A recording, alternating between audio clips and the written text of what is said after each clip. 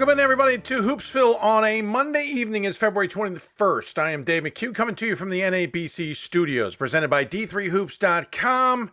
It is the final week of the regular season. We are live on Hoopsville. If you want to interact with us, lots of ways you can do so. You can, of course, check out the info on the bottom of your screen where you can find us on Twitter.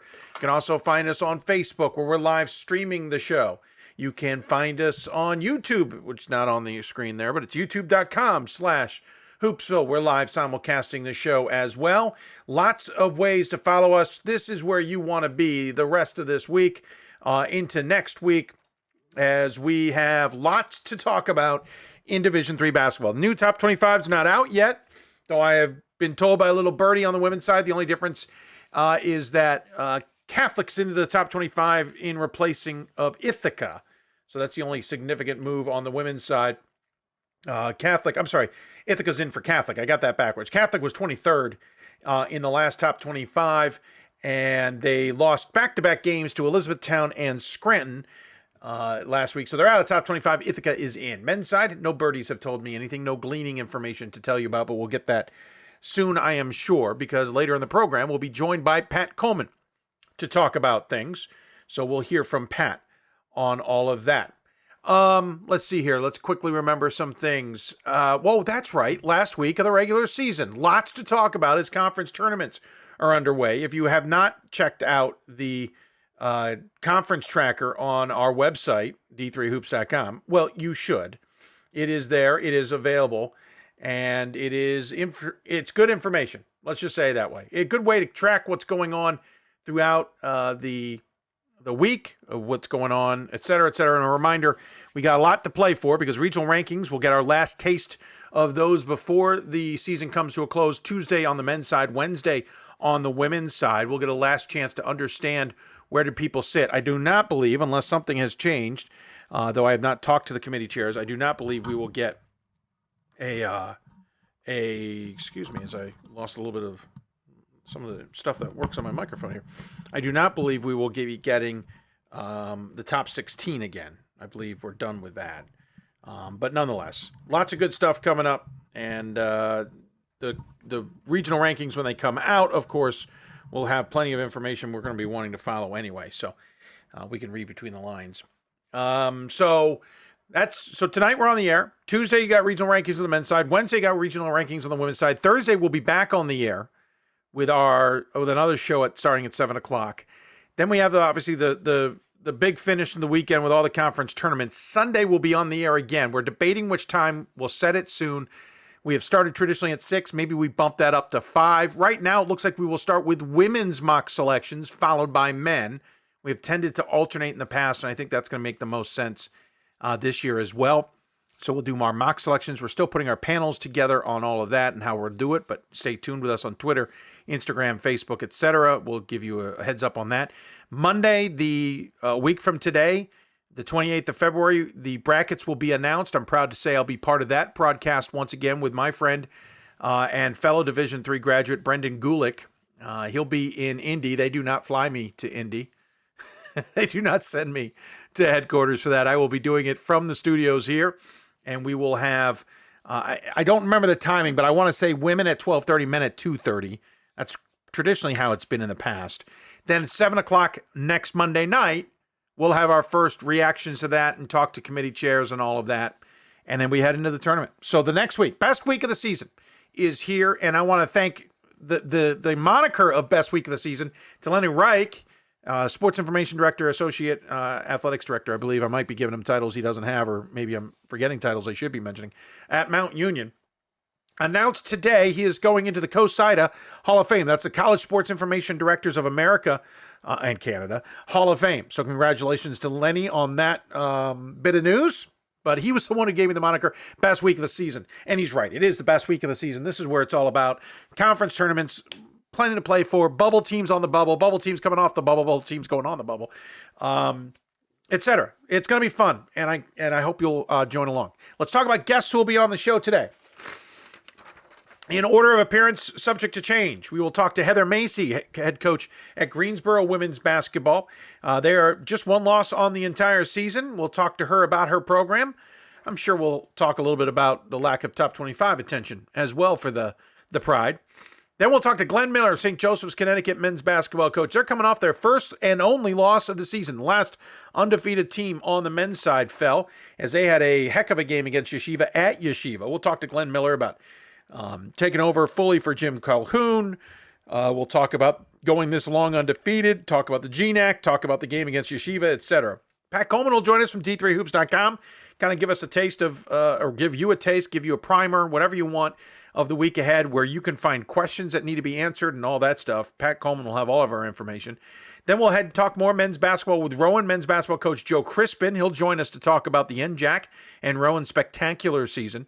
And then we'll head out to Region 8. St. Norbert women's basketball coach Amanda Leonard Perry will join us. They knocked off Wisconsin Lutheran, yet another women's team that is no longer undefeated. We're down to 3 in that category, including Webster, by the way, still undefeated. So that's your list. Greensboro, St. Joseph's, Rowan, and St. Norbert are our teams we'll be talking to. And again, Greensboro represents Region 6. St. Joseph Regions 1 and 2 combined. Rowan is Region 4, St. Norbert Region 8. Again, even numbers on Mondays, odd numbers on Thursdays, though admittedly, by Thursday we may be just throwing in all kinds of different segments and different guests just to keep up with it all. I'll be interested to see what the men's top 25 is. We don't have a reactionary show tonight, mainly because I had enough going on this weekend, and I really wanted to get Pat on the show to give his take on just everything. And so we'll maybe get his reactions from that. But no reactionary show tonight. Maybe we'll get one tomorrow or next week going into the top 25, or we'll figure it out. But of course, most of the guys we have on the show are also commenting on Twitter, though I have not been on Twitter today. It's been a crazy weekend. If anybody follows my public address announcing life, I added yet another sport to that tally. Did acrobatics and tumbling. I was back at my old haunts at Stevenson University running production while also PA announcing other sports. So that was busy. Kids had basketball games galore. My daughter, interesting enough, we have St. Joseph's on the show. She and her team won the St. Joseph's tournament. No, not in Connecticut. They happen to go to a school named St. Joseph's. Same colors as the Connecticut team. Different mascot. So SJC, as we call it, because it's St. Joseph's Cockeysville.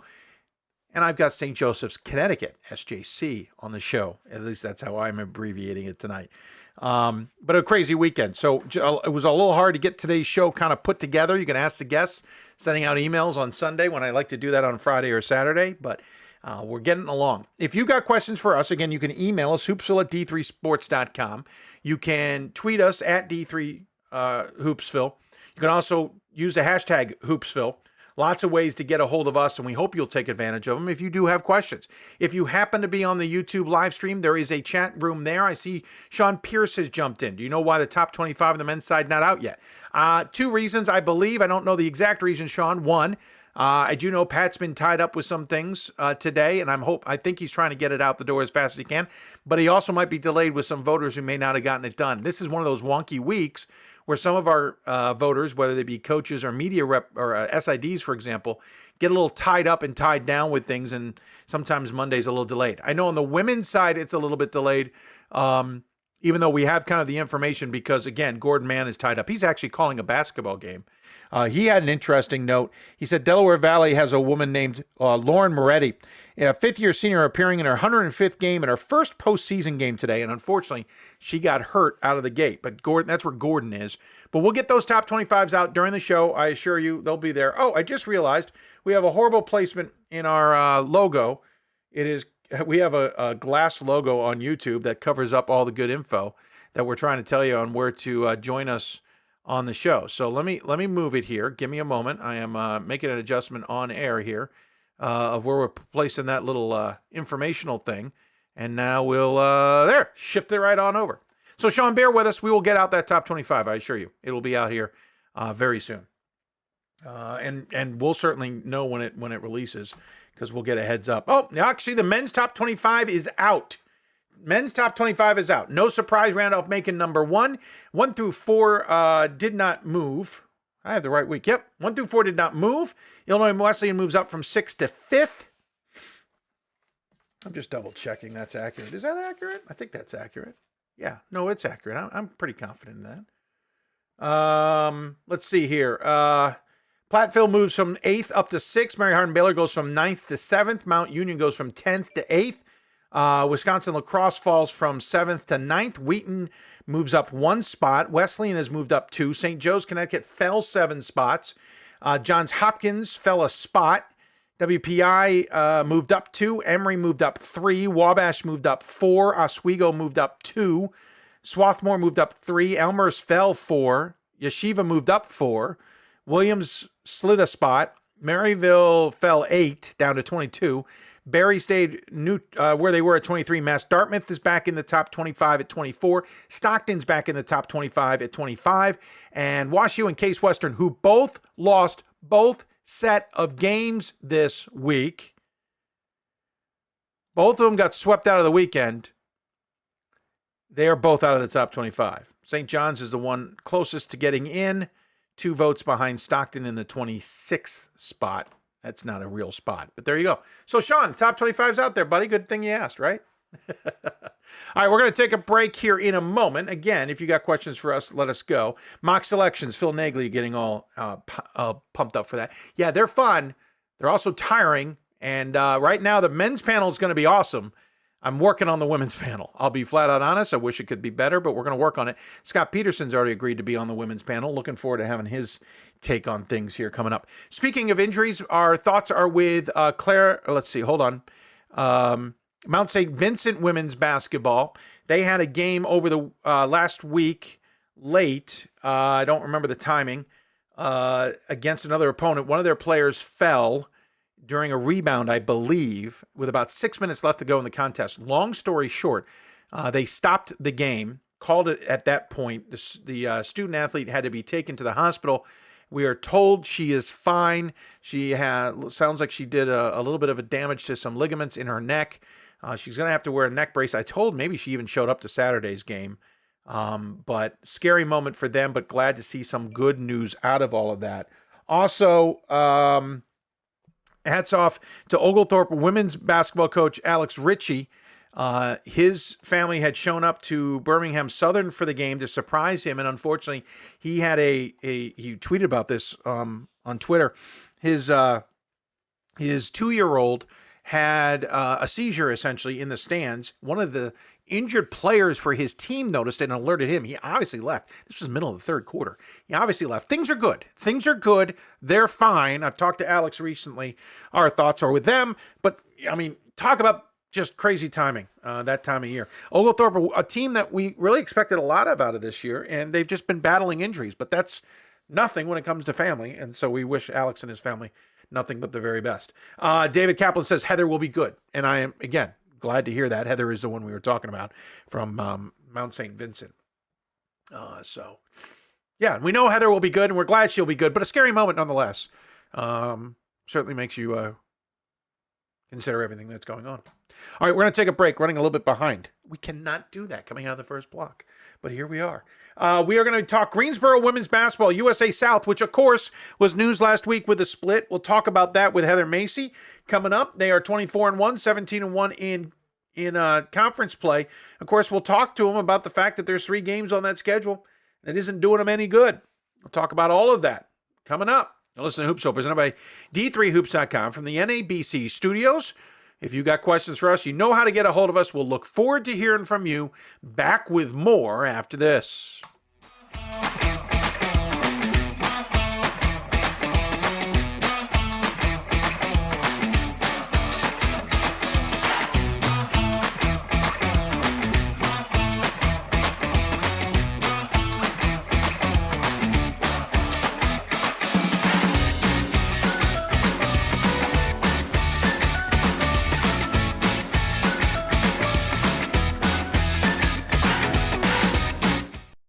NCAA Division III teamed up with Special Olympics, and in giving the gift of sport to those for whom it seemed an impossible dream, we are working to make this a better world.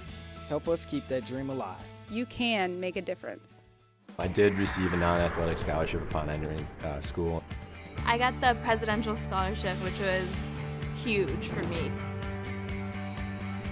I think there's more opportunities for academic scholarships in Division III. I did receive academic scholarships. Just being involved on campus, being a leader. All those things combined kind of get me recognized. It's a great experience for me.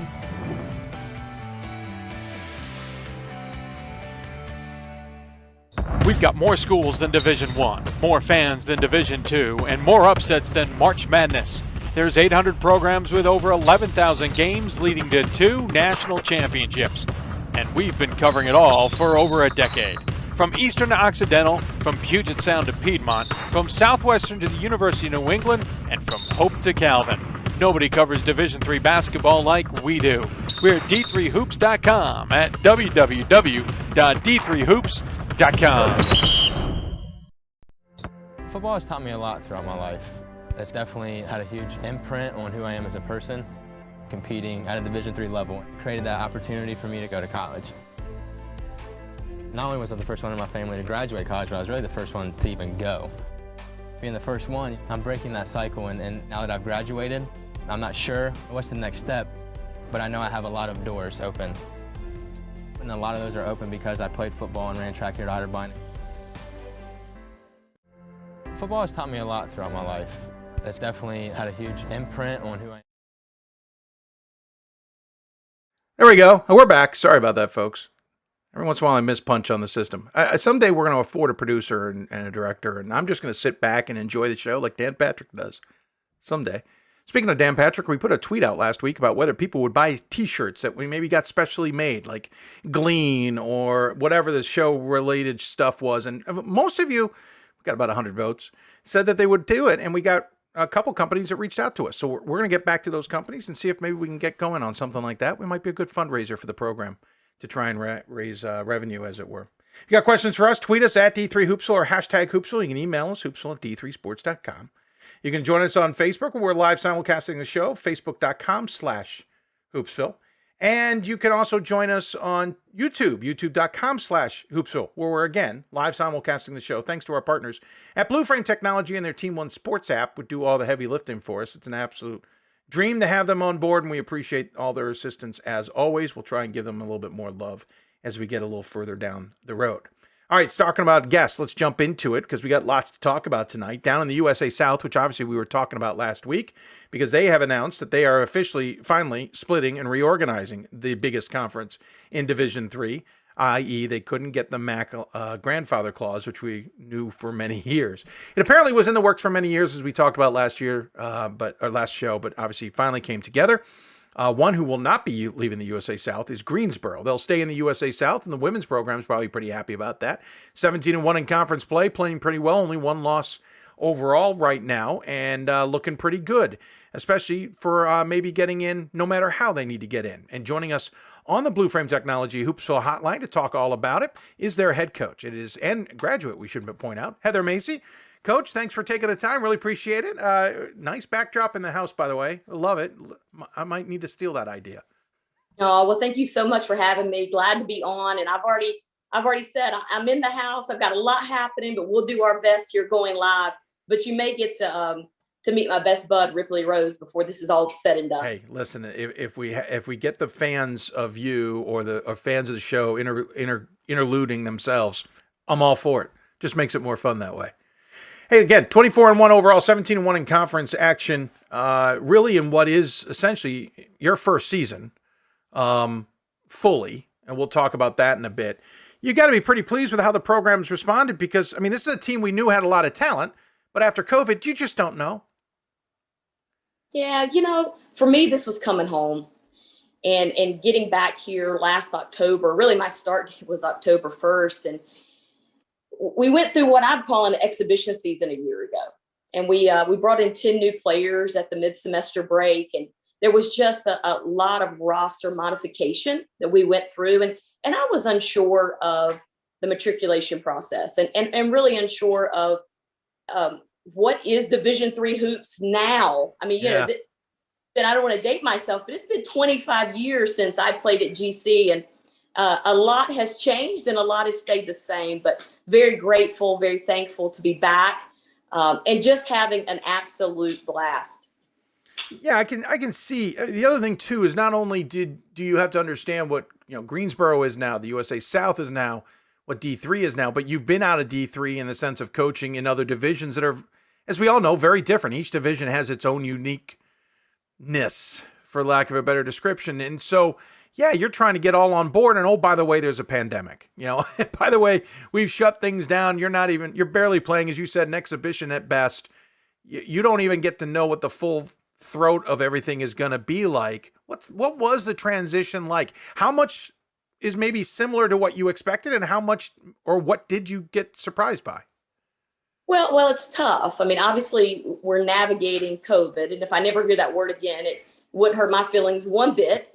But then what we're also, figuring out too is, we lost a great coach here in Randy Tuggle. And so being able to handle the adversity of that situation and a lot of roster management and a lot of situations there that transpired and a lot of broken hearts that was very difficult for the program and also for the community. Then you start getting into, what do you do when you don't have a preseason? What do you do when there's not a postseason? That was really uncharted water for me from a fitness perspective, and figuring out how do you best manage your time that you then have with them, starting in October. And then, we got COVID pause. We practiced 5 times. And back then, we were out it was like 14 days still. I mean, it was a lot of things happening. So we started the season really, really rocky, but mostly because we hadn't practiced. Yeah. So we ended last season winning 5 of our last 7. And then as we got kind of through that whole process, a lot of first-year kids got some great experience. And the value of that has right now paid dividends for us in the USA South, because now we went from having no idea about teams or no idea, you get a new coach and a bunch of brand new players. We've never been in some of these gyms and the travel and et cetera, et cetera. It's made such a big deal for some of those returners to share with our newcomers. Hey, this is what you can expect. And I think that has just made a really, really big difference in our experience factor happening much, much more quickly. Yeah, you had to take over for Randy Tuggle. If I do the math right, he was not coach when you were there, correct? No. Right. I played for Johnson. Yeah, that's been a lot. Do the math. It'd been much better if I'd played for one of the Tuggles. Then you would have really been flattering me on this show. But no, I played for Steve Johnson. And Right. I'm going to tell you that I had such a great experience at Greensboro College, and the tradition and us watching like all the alums and how they've supported this and come back. And the fan base has been incredible. I mean, we have really packed Haynes Gym, got a little momentum going here, and got some excitement happening. By the way, you and I went to college at the same time, roughly, so don't worry. We're both dating ourselves to some degree. How hard was it? And I don't want to lean on the Tuggle story too hard, but Randy was a friend of ours. We talked to him on this show about his struggles. Obviously, we were saddened by his loss, but you're taking over not only your alma mater and coming back to Division III, you're taking over a program that really has gone through the rigors there. Whether you've got everybody back or not, there's some there who've been through that, and that's really part of the foundation now. I know they all want to play for Randy and play well, but how hard is it to lift people up when on top of that, I know you hate the word, so we'll avoid it, but 19 was rolling through. It felt like a 1-2 punch that I'm impressed, to be honest. You're having such a great season out of it, because this could just be one of those, Coach, I got 6 other thoughts in my head right now. Well, a lot of what we do around here is on the mindset piece. And so being able to handle adversity, is part of sport. It's part of the reason I love coaching, because you're able to take adversity from an athletic perspective. Sure. And then 5 and 10 years later on, they're able to take the things they learned during this time period to impact them. There we go. To impact them later on. Yes, at least once I was hoping for it. So is that the lessons they're learning here at GC are forever lessons. And the one that we've really dealt with during my tenure so far has been the adversity piece. So the success that we're having, man, does it feel good? And we are having a lot of fun every single day. Yeah, let's talk about the team a little bit here. Again, 24-1 overall, 17-1 in conference play. You're leading. Well, you got 4 players in double figures. Granted, one of them's only played. Oh, no. They're all played all games. I apologize. Looked at the wrong column there. Lauren Livingston leading the way, 17 points a game. You've got 15.5 from, I'm going to probably screw this up, so I apologize in advance. Takara Ligeti. Okay. No, it's Leggett. Yeah. But I'm going to make it easy for you, Dave. She goes by 2-3. It's Oh. kind of like Prince or Madonna or something. Great. We're just going to go 2-3. And Awesome. ironically, guess what jersey number she wears? 2-3. Of course she does. So That's my number. So it's perfect. That is perfect. Yeah, and she has so 2-3. amazing addition. So 2-3, 15.5 points a game, 7.5 rebounds a game. By the way, shouldn't point out Livingston leading the way in assists, 151 over 25 games. More, let's see, 13.7 points a game, 8.6 rebounds, and then you got Mason at 10.6 points per game. Again, it's that foursome there. By the way, more 46 blocks on top of that as well, so almost 2 blocks a game. That foursome, see, obviously is the core. You got a lot of points, you got a lot of rebounds, you got a lot of assists, you got blocks. They all shoot pretty decently, especially from deep. 54% for more from the field. It feels like that's your kind of bread and butter.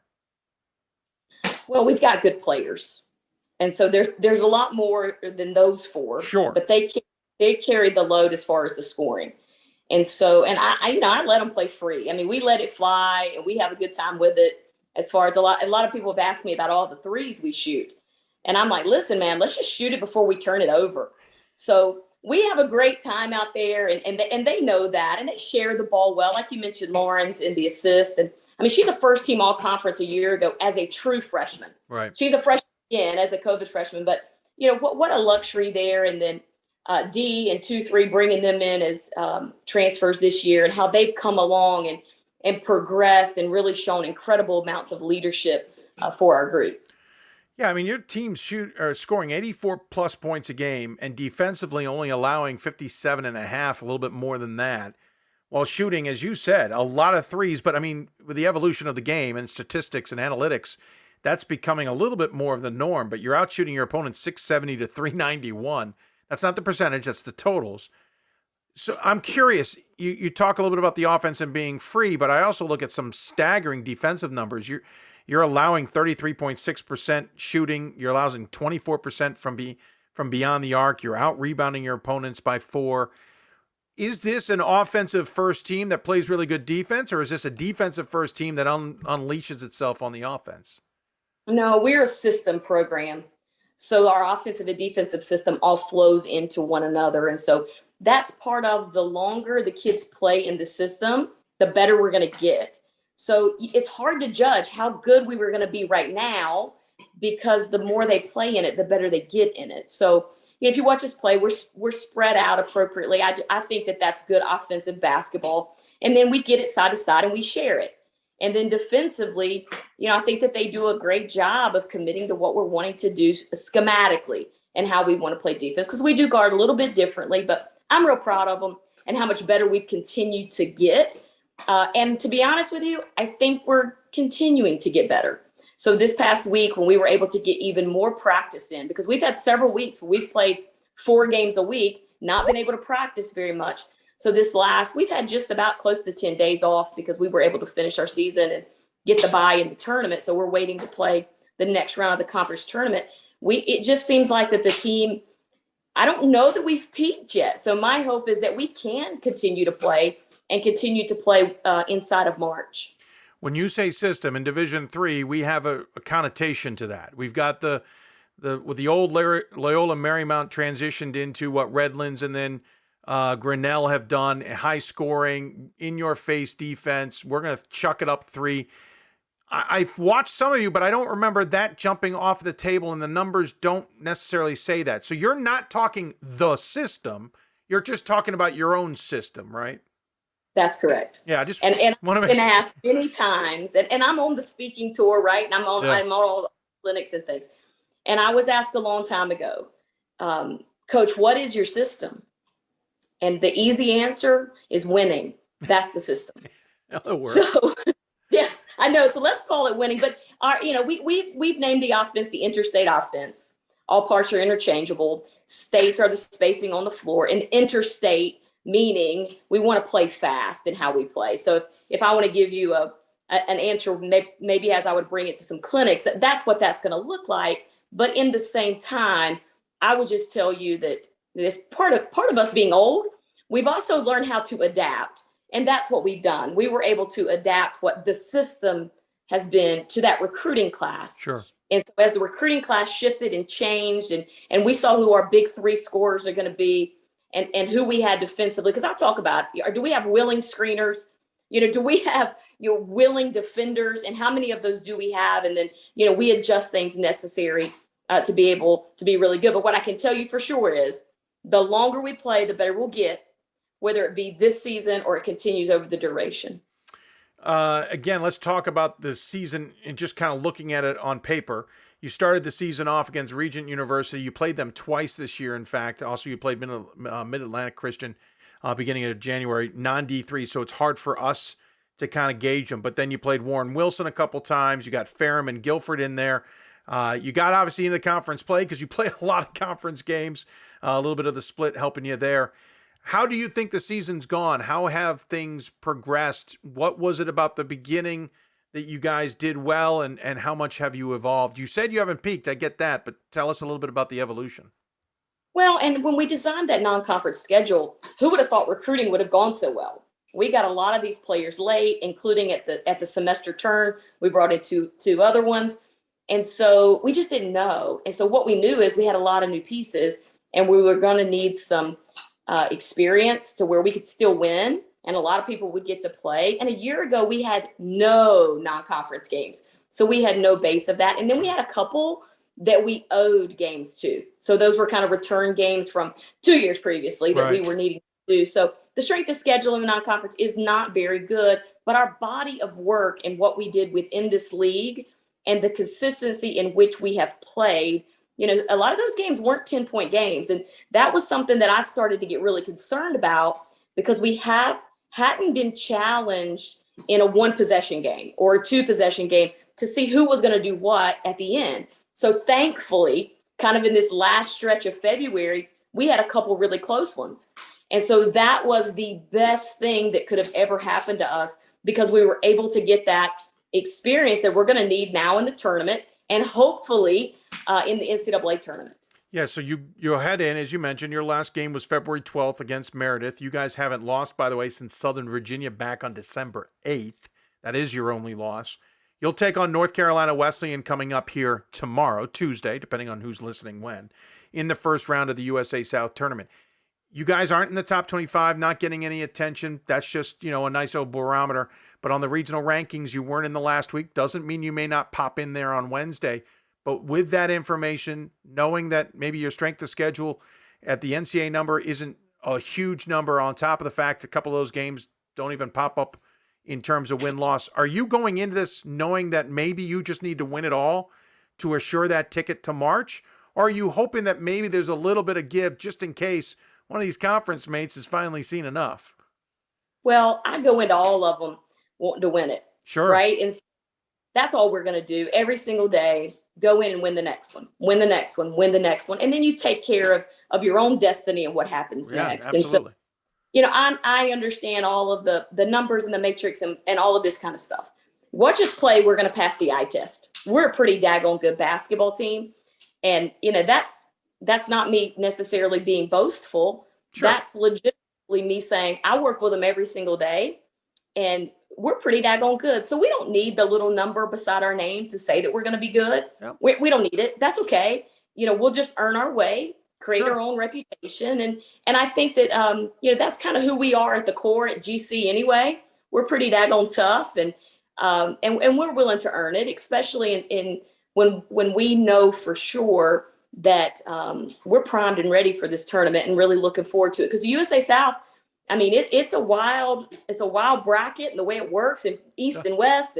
You're going to play. If you play the West, you're going to play basically what seems like a non-conference. You really don't know those guys, so it's a huge challenge that I'm doing my best, and our coaching staff is doing our best to make sure that we are as prepared as possible to give our kids the best chance possible to win a second championship. We got that regular season one, and now let's go win a tournament and then give ourselves a chance to go to the NCAA tournament and get some experience to what that's all about. And of course, next year, all of this changes. So now if you come in the door, you're getting used to Division III. You had to deal with COVID and come, being the coach that took the program from the passing of Tuggle, all of that. You play your first true regular season with USA South scheduling and all that. And oh, by the way, next year, it's all going to be different again as you have a whole different schedule. And I know you've had that in your hand for a while and getting ready for it, but it's just, there's a lot of changes.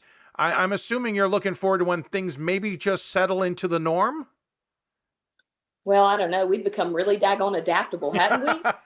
So we'll just figure it out as we go. And I'm going to tell you, the USA South coaches have been so kind to me because I'm always asking questions that are probably obvious.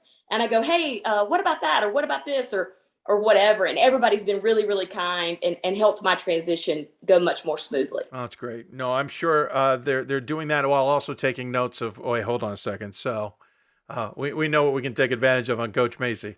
Hey, looking forward to seeing how you play in the USA South tournament. Looking forward to seeing maybe you punch a ticket to the tournament in March. But obviously, other teams would like to do the same, but we'll wish you all the luck. We have a tradition on the show. We always give the guests the final word. Any final thoughts you want to share with those who may be tuned in? No, just want to say how much I appreciate you, Dave, because the attention you're giving to D3 hoops is incredible. And I'm telling you something. It's something that I was really surprised and taken back. Listen, there is great basketball here, and it's quality coaches, it's quality facilities, and it's every single night. It's just a dogfight. So thank you for all you do for D3 hoops, and this has been an absolute blast. Oh, thank you. I appreciate it. By the way, thanks to your pet for saying hello. I appreciate he did it once. I'm a little disappointed Tucker didn't do it for you. Well, maybe next time. Yeah, maybe next time. Hey, take care again. Enjoy the ride, and we'll look forward to talking to you down the road. Thanks, Dave. Appreciate it. Absolutely. Heather Macy joining us on the Blue Frame Technology Hoopsville Hotline. Appreciate her time. Again, 24-1 overall, 17-1 in conference play. They got North Carolina Wesleyan coming up on Tuesday in the first round of the tournament. We'll see how that all goes for them. And, well, there's plenty to talk about. But that's a program, again. Randy Tuggle, our thoughts are with the family on his unfortunate passing. And she had to take over that program then, and then dealing with COVID. There's a lot going on there. And looks like they're doing well. We'll see how their system evolves and progresses and maybe peaks at the right time for them. We'll take a break. When we come back, we'll jump into some men's basketball. Head up to Connecticut. Glen Miller will join us to talk about the St. Joseph's Blue Jays. You're listening to Hoopsville, presented by D3Hoops.com. If you want to talk Division III basketball, you've got to be watching Hoopsville. It's on us to stop sexual assault in any way that we can. To get a friend home safe. To never blame the victim. It's on us. To stand up. To make our community safe for all. It's on us. It's on us to look out for each other at parties. It's on us. To be more than just a bystander. To step up and say something. It's on us, all of us. To stop sexual assault. Learn how and take the pledge at itsonus.org.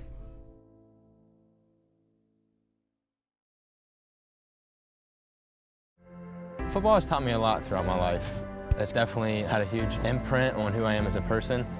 Competing at a Division III level created that opportunity for me to go to college.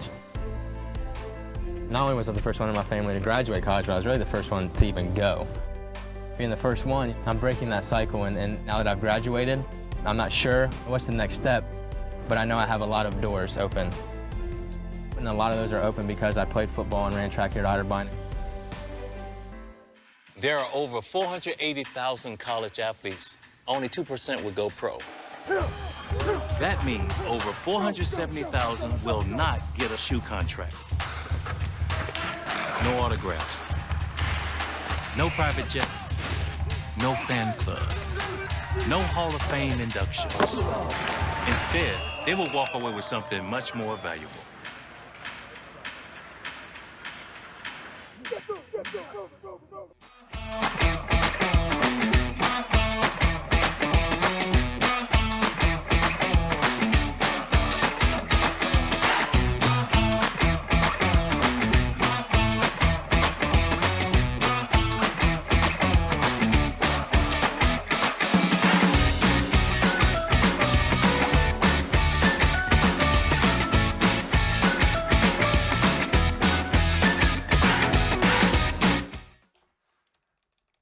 Welcome back to Hoopsville as we roll along here. If you got questions for us, tweet us at D3Hoopsville and hashtag Hoopsville. Email us at hoopsville@d3sports.com.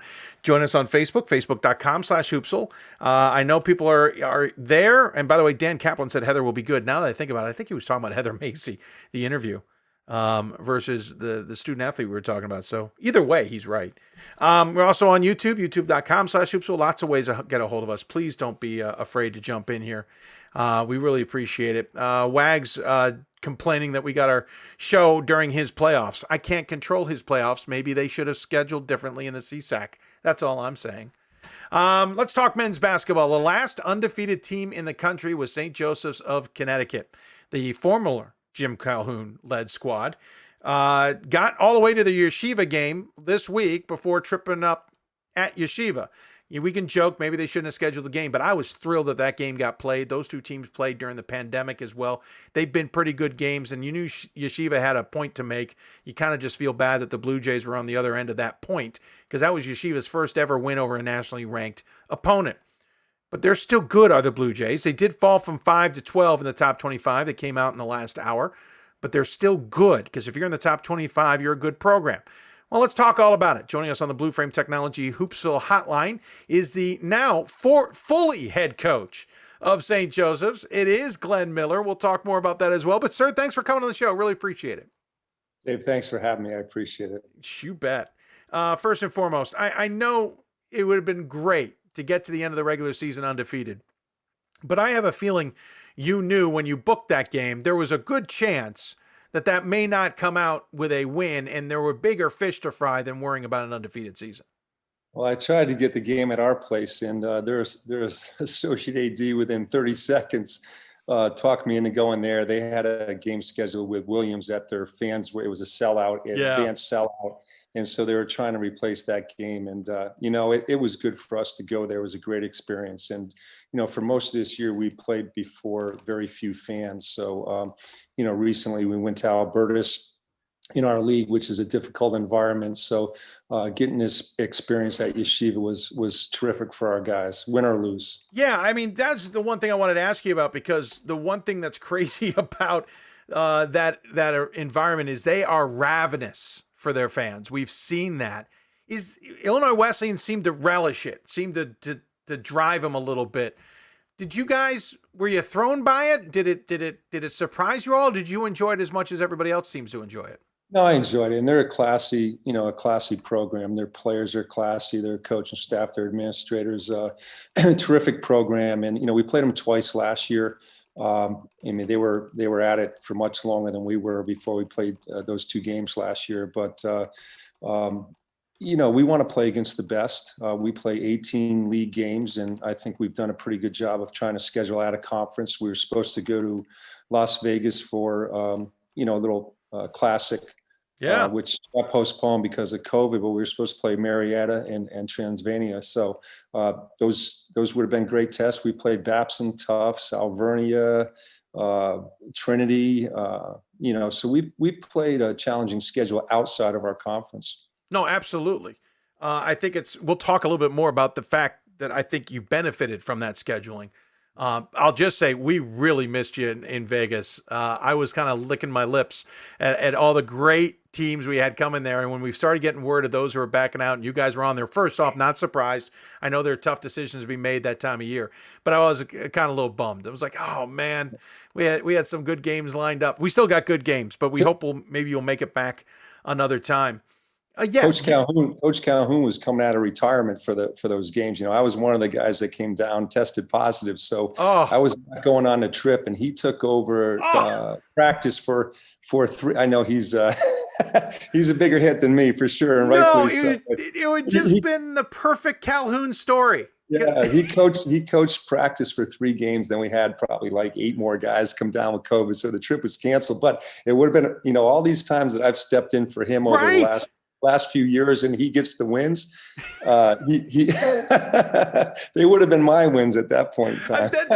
Okay, that's great, because yes, the one thing that's been the dynamic with you two, first off, you've known each other for years, and you've been part of his coaching staffs for years. I'm not going to be able to do it justice, but the one thing that I found unique about your dynamic with this program was it was known there are times he wouldn't be able to coach a full game, and so you would take over when he needed to go back to the locker room. ESPN's documentary on that certainly showed that well. We would see it just watching games. You knew that dynamic, so it's interesting that you finally are not able to be there, and he's the one who comes in to help you out.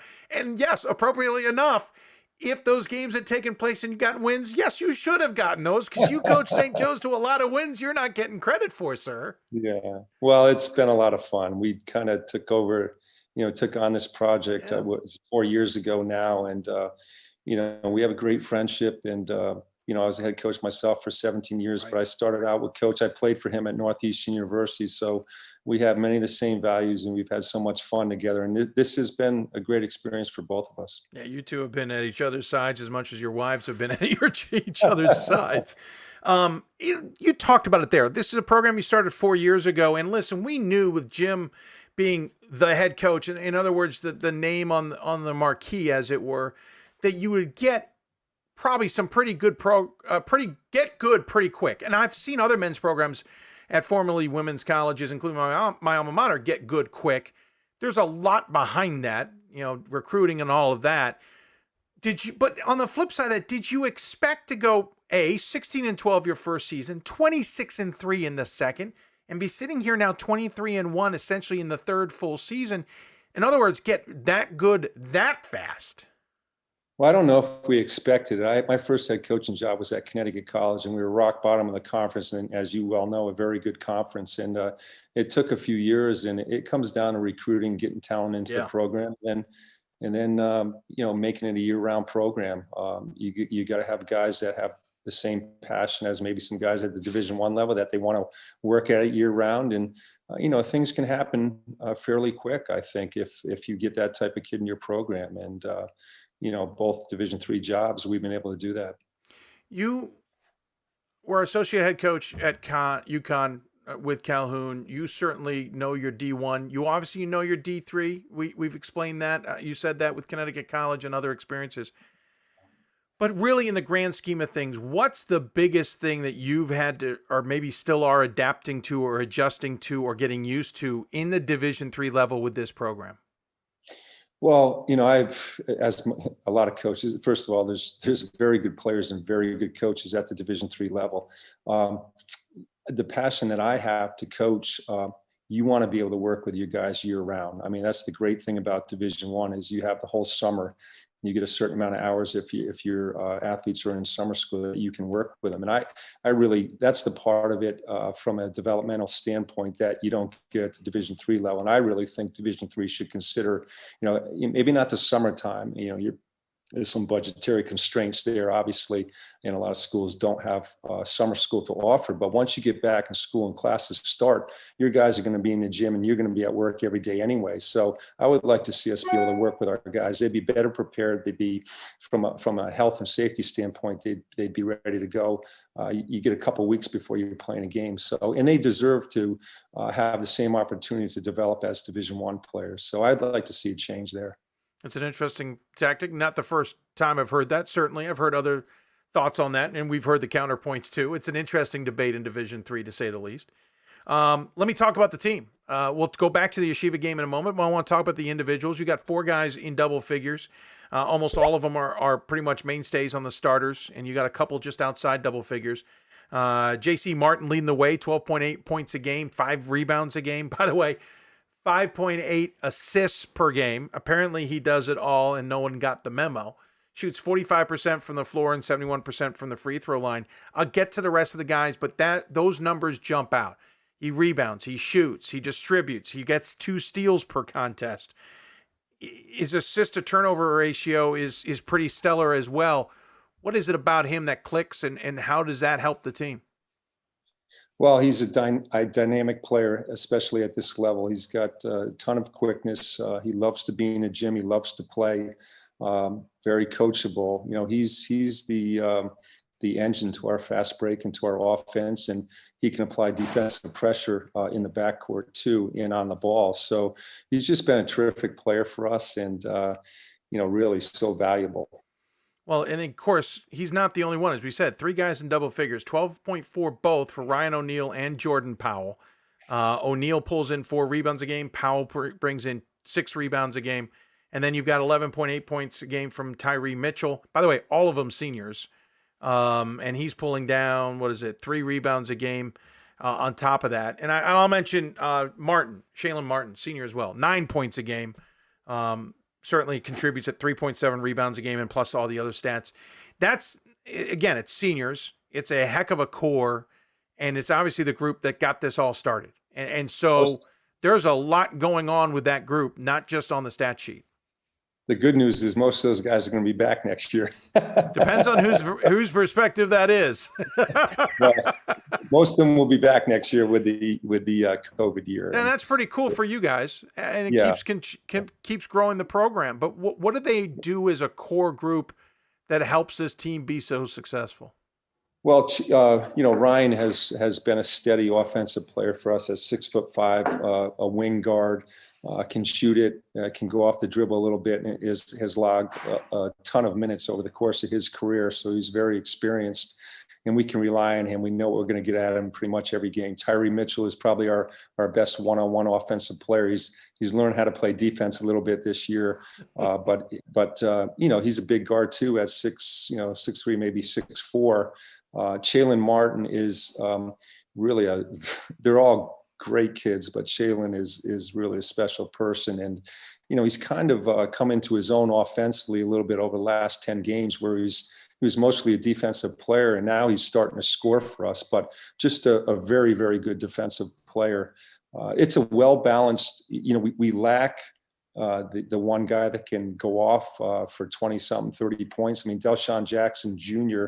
Was a guy that averaged 22 points a game for us last year. Essentially hasn't played this year because he's coming off a foot injury, and then this year he's dealt a lot with patella tendonitis and a few other nagging injuries. So he really hasn't played. And that 26-3 season 2 years ago, he averaged 22 points a game against Albertus, who's been our rival and a very good team in our league.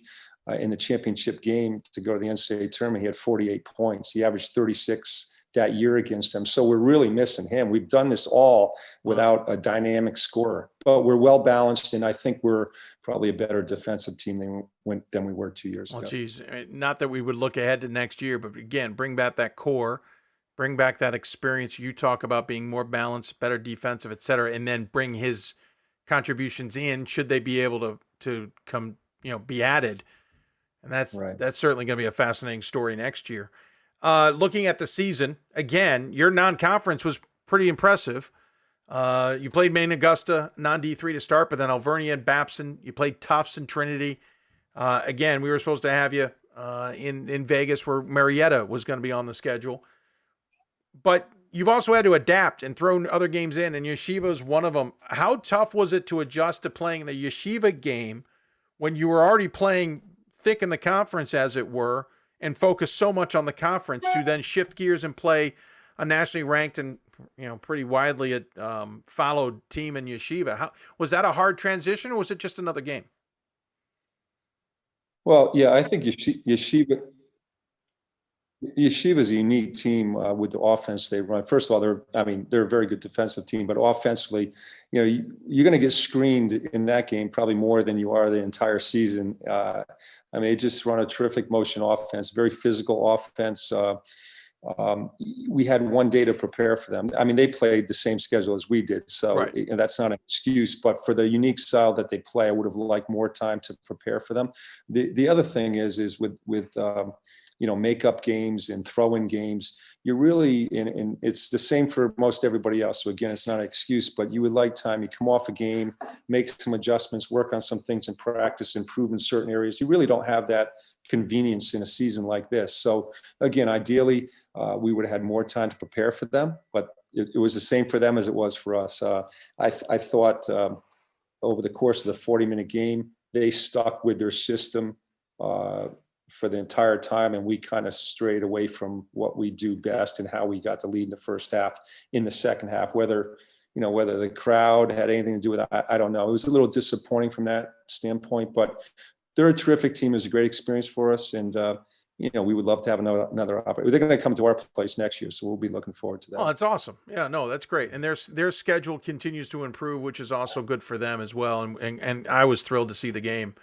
Again, because of those numbers, legitimately, you guys popped up in the top 16 conversation that got revealed last week by the NCAA committee chairs. You guys are sitting in pretty good spot in number 2 in last week's regional rankings. We know, obviously, that could get adjusted this week, though I don't think a loss to Yeshiva hurts you too badly. You guys are in a pretty good spot here. I know you don't want to take your foot off the floor, and I know you want to go win the GNAC title. I'm certainly not saying you shouldn't. But do you feel comfortable that looking to March is something that you guys can do, that should you need to maybe rest a guy in a game or something, it's something that will come into your head and something you might need to do? Well, I mean, we actually, our practice today, I was displeased. I was not happy with our practice. So we're trying to, I tried to wake the guys up a little bit today. I mean, they're fairly focused, but we just got to take care of what we can take care of. We can only control what we can control. And so we need to be ready to play. We need to be playing our best basketball come Wednesday night in the quarterfinals of our conference tournament. And, if we can win 3 games and get the automatic bid, then nothing else matters. But try not to put pressure on the guys. I mean, they've done a great job so far. It's extremely difficult to go undefeated for the season. And I want our guys playing to win, not to hang on, to not lose, So we've got to take that approach and just do the best we can. Yeah, Norwich, I kind of felt bad. You guys played them last time. It was a 10-point game. This time you steamrolled them by 32. Not the opponent to come off of after your first loss, because you guys were probably chomping at the bit to avenge for that. I'm kind of curious. You said you had a bad game or a bad practice. It wasn't what you wanted. What is the message to the guys? Is it about focusing on one game at a time, or is it focusing on the larger target, the larger mission that you guys have on your board for the season? Well, our focus as a staff, and hopefully it's carried over to the players, I think it has, is just trying to get better every day. I don't look so much at the end result of the score as much as I do at evaluating the tape and seeing, are we executing the best we can on both ends of the floor? Are we playing hard enough? When I see a lot of flaws in our defensive execution or offensive execution, it doesn't matter if we won by 30 or we won by 5. It's, come back to practice the next day and try to improve and try to get these guys to the point where we're playing loose, but we're playing with a very good organization and discipline, and we're cutting down on our mistakes. Because then when you go play teams like Yeshiva and maybe Marietta or whoever, that's the way you have to play. Those are going to be possession games, and you have to have that execution for the entire 40 minutes or close to it. Are you enjoying this? Is this Yeah. The fun you guys are expecting to be having? Yeah, I think most coaches, the most fun is when you're at practice every day trying to teach and help student athletes improve and develop. The games are it's competition. I don't eat as well on game day, but yeah, I enjoy it. This has been a lot of fun. It's the only thing I've done to make a living, so I got to find a way to hang in there for a little bit longer. I don't blame you, sir. I don't blame you at all. Hey, I really appreciate the time. Thanks for the insight on the team. Congratulations on what's been an absolute tremendous season. Obviously, a lot of top 25 attention, sitting 12 now, but we didn't fix our graphic. We have you at 5 still, so take the 5 for a little bit longer. Thanks for the time. We always have a tradition on the show. We always say the guest gets the final word. Any final thoughts you'd like to share with those who may be tuned in? Well, I just say, like so many others have said, I've listened to your podcast before, that, our guys have passion, just like Big East players or ACC players have passion. They want to win. They want to develop. They want to play after college. They want to win national championships. So, the attention that you bring to Division III basketball, I think a lot of people appreciate that. And I do, and our players do as well. So thank you. Well, thank you. I appreciate the kind words. Hopefully we'll see you in Vegas next year, maybe, or a year after, or somewhere where it works. That was Coach Calhoun wanted to go to Vegas. I wanted to go to Florida. I'm telling you, Vegas is fun. I'm telling you, Vegas is fun. Yeah, we'll see. We'd like to go someplace. It's great to go on those trips. Well, we would love to have you if you're able to make it. Tell Coach Calhoun we said hi, and we'll look forward to catching up with the Blue Jays down the road. Okay, thanks, Dave. Absolutely. Thanks so much. Glen Miller joining us on the Blue Frame Technology Hoopsville hotline. Again, I forgot to fix the graphic. I knew they had moved from 5 to 12, but I had other things to do, so we left them at 5 there for a little bit of attention. But thanks to them for coming on. Great season that they're having. Look forward to seeing how that plays out. When we come back, Pat Coleman joins us. Talk about things in the final week of the regular season, the best week of the entire season. He joins us to talk all about it. You're listening to Hoopsville, presented by D3Hoops.com from the NABC studios. Still ahead, also Rowan's Joe Crispin will join us, along with, let me double check. Oh, yeah, St. Norbert's Amanda Leonard Perry will talk about their teams as well. You're listening to Hoopsville. Back with more after this. This is why we love sports. It's in the way they play, free from the pressures and all the money talk.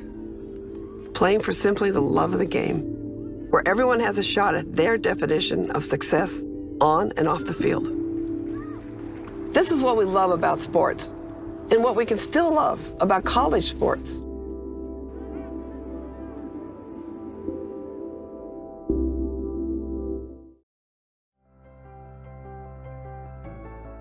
It's on us.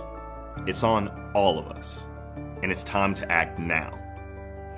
It's on us to start the change. It's on us to be the change. It's on us. It's on Division III. It's on all of us to stop sexual assault.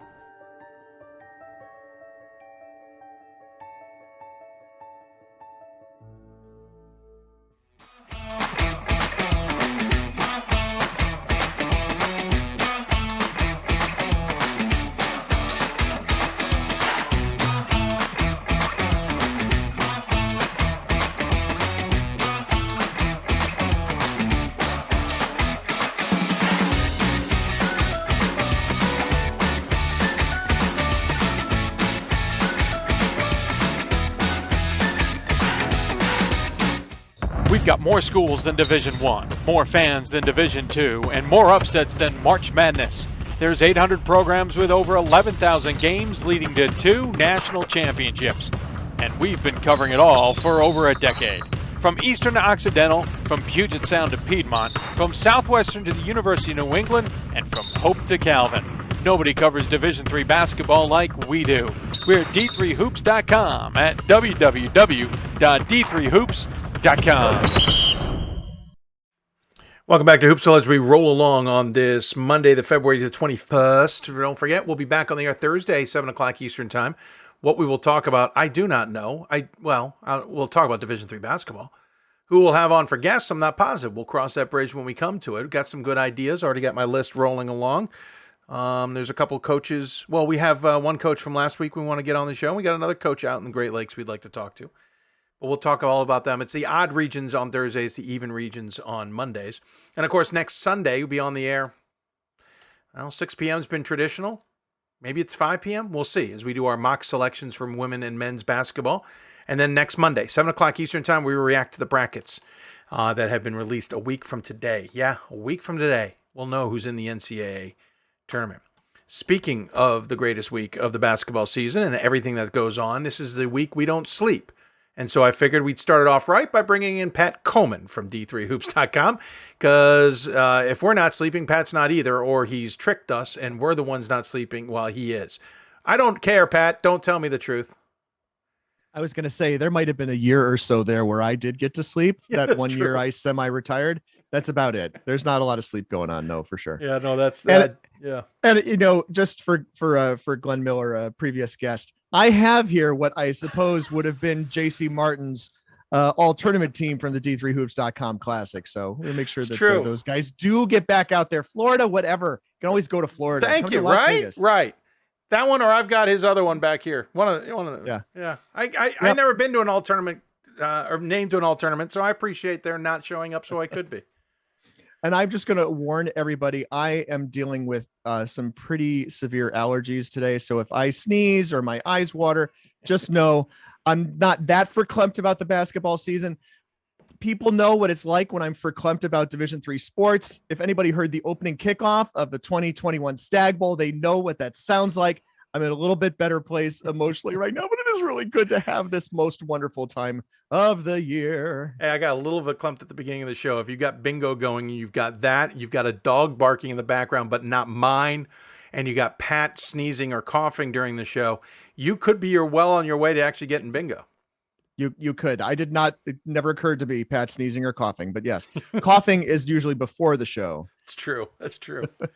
Hey, again, I'll credit Lenny Reich, who's heading to the COSIDA Hall of Fame. Congratulations to him, as we mentioned early on, for mentioning, hey, he literally texted me, he goes, hey, enjoy the best week of the season. I thought, darn, that is what it is. It is the best week of the season. That's not a knock to the rest of the season in any way, shape, or form. But this is the week where we just sit there kind of just sometimes I sit back and just laugh because it is such good basketball. You get upsets, you get a little of this, you get a little of that. There's twists and turns all leading up to next Monday, and it's a blast. And I'm glad we're back here.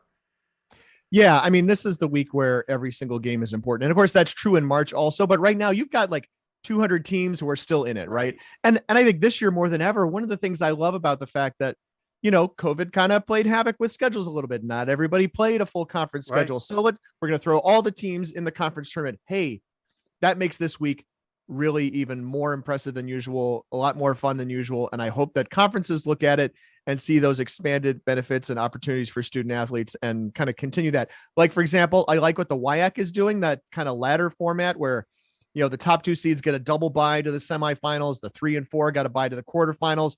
7 and 8 played 9, 10, and they go on to play 5, 6. That's not it. There's not 10 teams in the WIAC, but you get my drift. Wait, what? 8 plays 5 and 6 plays 7. And no, absolutely. I said this on air on a couple of McDaniel broadcasts. I was surprised that the Centennial didn't decide to do that. I know they didn't get ravished by COVID and scheduling changes, but they had enough that changed the complexion of some games. I saw some teams with just 7 players on the court. That changes how you're going to play. I'm surprised the Landmark, a conference I know real well, didn't do the same. And I agree. I understand the premise sometimes of restricted tournaments. There's costs and there's class time and all that. But it's also, players are playing for these moments. And we're going to get to see a few extra ones this week. Yeah, I am. Yeah, I definitely agree with you. Other conferences I looked at similarly. I think the Liberty League didn't quite get all of its games in. And the difference between making that conference tournament and not making that conference tournament is a half game in the standings. It should never be a half game. It should never be a half game. I like to see all those games get played. Well, and then you had a conference like the NACC. We'll talk to St. Norbert women coming up. That's not the side I'm talking about. All 27 teams getting into the tournament, right? Right.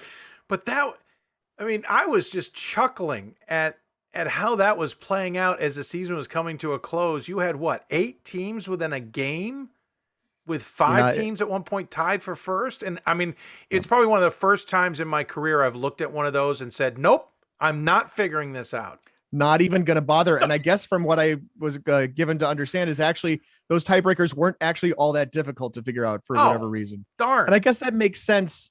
If you have teams tied with 6 losses, there's lots of losses in there. There's going to be ways to separate those 5 teams who are tied for whatever. I guess that's true. You go to head to head, you can figure it out. It's just, you just never know which way do you start on all that. That's always where I get tripped up in the past. Yeah, MAC was a lot of fun though. So it would ended up being, let's see, everybody in the top 7 teams in the conference was either was between 11 and 6 and 10 and 7. There were 7 teams within one game of each other. That's insane. Awesome though. Also awesome. Listen, we can talk about conferences that aren't at like a WIAC or an ODAC or a NESCAC or whatever. But sometimes some of the best races end up coming out of those conferences. I talk about the MAC Commonwealth often as being one of the most competitive conferences in the country, and people kind of look at me sideways. I'm like, I'm not talking about the fact that they've got 2-3 national contenders who are going to go for national championships. I'm talking about the fact that you show up on any given night, and even 5 minutes after you've started the game, you don't know how that one's going to finish. And I showed up to one on Saturday that literally played out like that. I went to Stevenson Albright. Halfway through the first half, I'm like, yeah, Stevenson's rolling here. Albright's not, this is not a good game. By halftime, it's a 1-point game, and they go to overtime, and suddenly everybody found offense. Sometimes those middle to bottom conferences are fun to watch, and this week they're bonkers. I think even I look back to a game that was, I guess on Saturday, a game that I normally wouldn't bat a second eye at. University of New England beat Wentworth 74-72. That was a game, in a year where everybody makes the conference tournament. Maybe you think that's not a big deal, or no individual game is such a big deal, but this is a game that basically decided who was going to host the 8-9 game that is going on, by the way, right now, between Wentworth and University of New England. By the way, looks like Wentworth is handing it to the Nor'easters in a pretty big way, but University of New England won the opportunity to play this game at home because they won that game by 2 points on Saturday. I think all these games have, especially in a year where not all of the teams play the same number of games in a conference necessarily, each one of those little games could be a big difference, could have swung somebody from the 1st seed to the 5th seed. I don't know if this happened in the NAC. Well, and there was a game in the Centennial. Swarthmore on Saturday played, I think it was Ursinus. That's right. Yep. And they already knew they were going to be playing in the semis. So then you start going, okay, what kind of gamesmanship and tactics are going to do in this game so they don't give away too much for the game in a week? Or do they throw everything out there because they want to overwhelm them for a week later? It's always that kind of stuff that I tune in for, because I think it's like, oh, I'm curious. What's going to happen here? That is definitely interesting. I wonder, in football, that would happen all the time, right? Because the football playbook is what it is. You don't show stuff on tape that you might not want someone to see 2 weeks later, but I don't know about basketball, man. You get 25 games of tape on somebody, and especially in the conference, you could break down everything left, right, sideways, upside down, 25 Give ways them from more Sunday. to look at than you really need them to look at. Football, of course, they always add the play they'll never use. They just make them think about it. But listen, obviously there's a lot that'll go on this week. The top 25 men's side came out right as we were hitting the air. Not a ton of changes, some interesting moments in there. Obviously, middle and bottom, a lot of movement. Women will come out in a little bit, though I've already gotten a preview that Catholic falls out, Ithaca replaces them. But moving forward, D3 Hoops is going to have a rotating front page galore for the next week, sir. You want to give a preview of what you may or may not be having on? Maybe telling us what you won't have will be less than what we will have. Here's what you won't be seeing. Right. It's the old plays of the week thing. Right. Exactly. I can channel Sunday night. Very nicely done. From 1998. Like you wouldn't believe. The things that are going to go on between now and a week from tonight, when you are exhausted, I know, and we'll have brackets out there that everybody will be complaining about. Yes. Is first they always off, do. Yeah. Well, can't help. Those conference tournament trackers, which you see, oh gosh, right now they're probably in the 3 and 4 spot. I don't even know. Like it's been a spinning carousel for the past 4 or 5 days already. We had a day last week where, between the USA South split story and conference trackers and I think regional rankings, we spun like 5 top stories in about 36 hours or something like that. That's about right. So if you want to know just what's going on, what the big picture looks like at a glance in Division III basketball, we are tracking, as we have been for the past several years, and then way back in antiquity. We did this back in the 90s, and Rusty Egan was always, the SID at WPI. I was like, you got to bring these back. When are you going to bring these back? And I'm like, I don't know how we're going to do that. How did we do that in 2000? Speaking of getting no sleep. But you can see at a glance, where every conference is in its tournament, what the upcoming games are. If we've got links to them or have the chance to scare them up ourselves, then, you'll find those there. As teams get eliminated from the playoffs and the Pool C bubble information changes, we're going to do our best to keep that updated. And again, there's a page like that for men's basketball. There's a page like that for women's basketball. So we'll have all of that updated. Of course, it's going to be like, wall-to-wall games, and then all day Saturday, and then Sunday, and then Monday. I forgot to take next Monday off of my day job. Yes. It's like we haven't had a selection Sunday for a couple of years, and I forgot to manage my schedule that way. So we'll see how that goes. That'll be fun.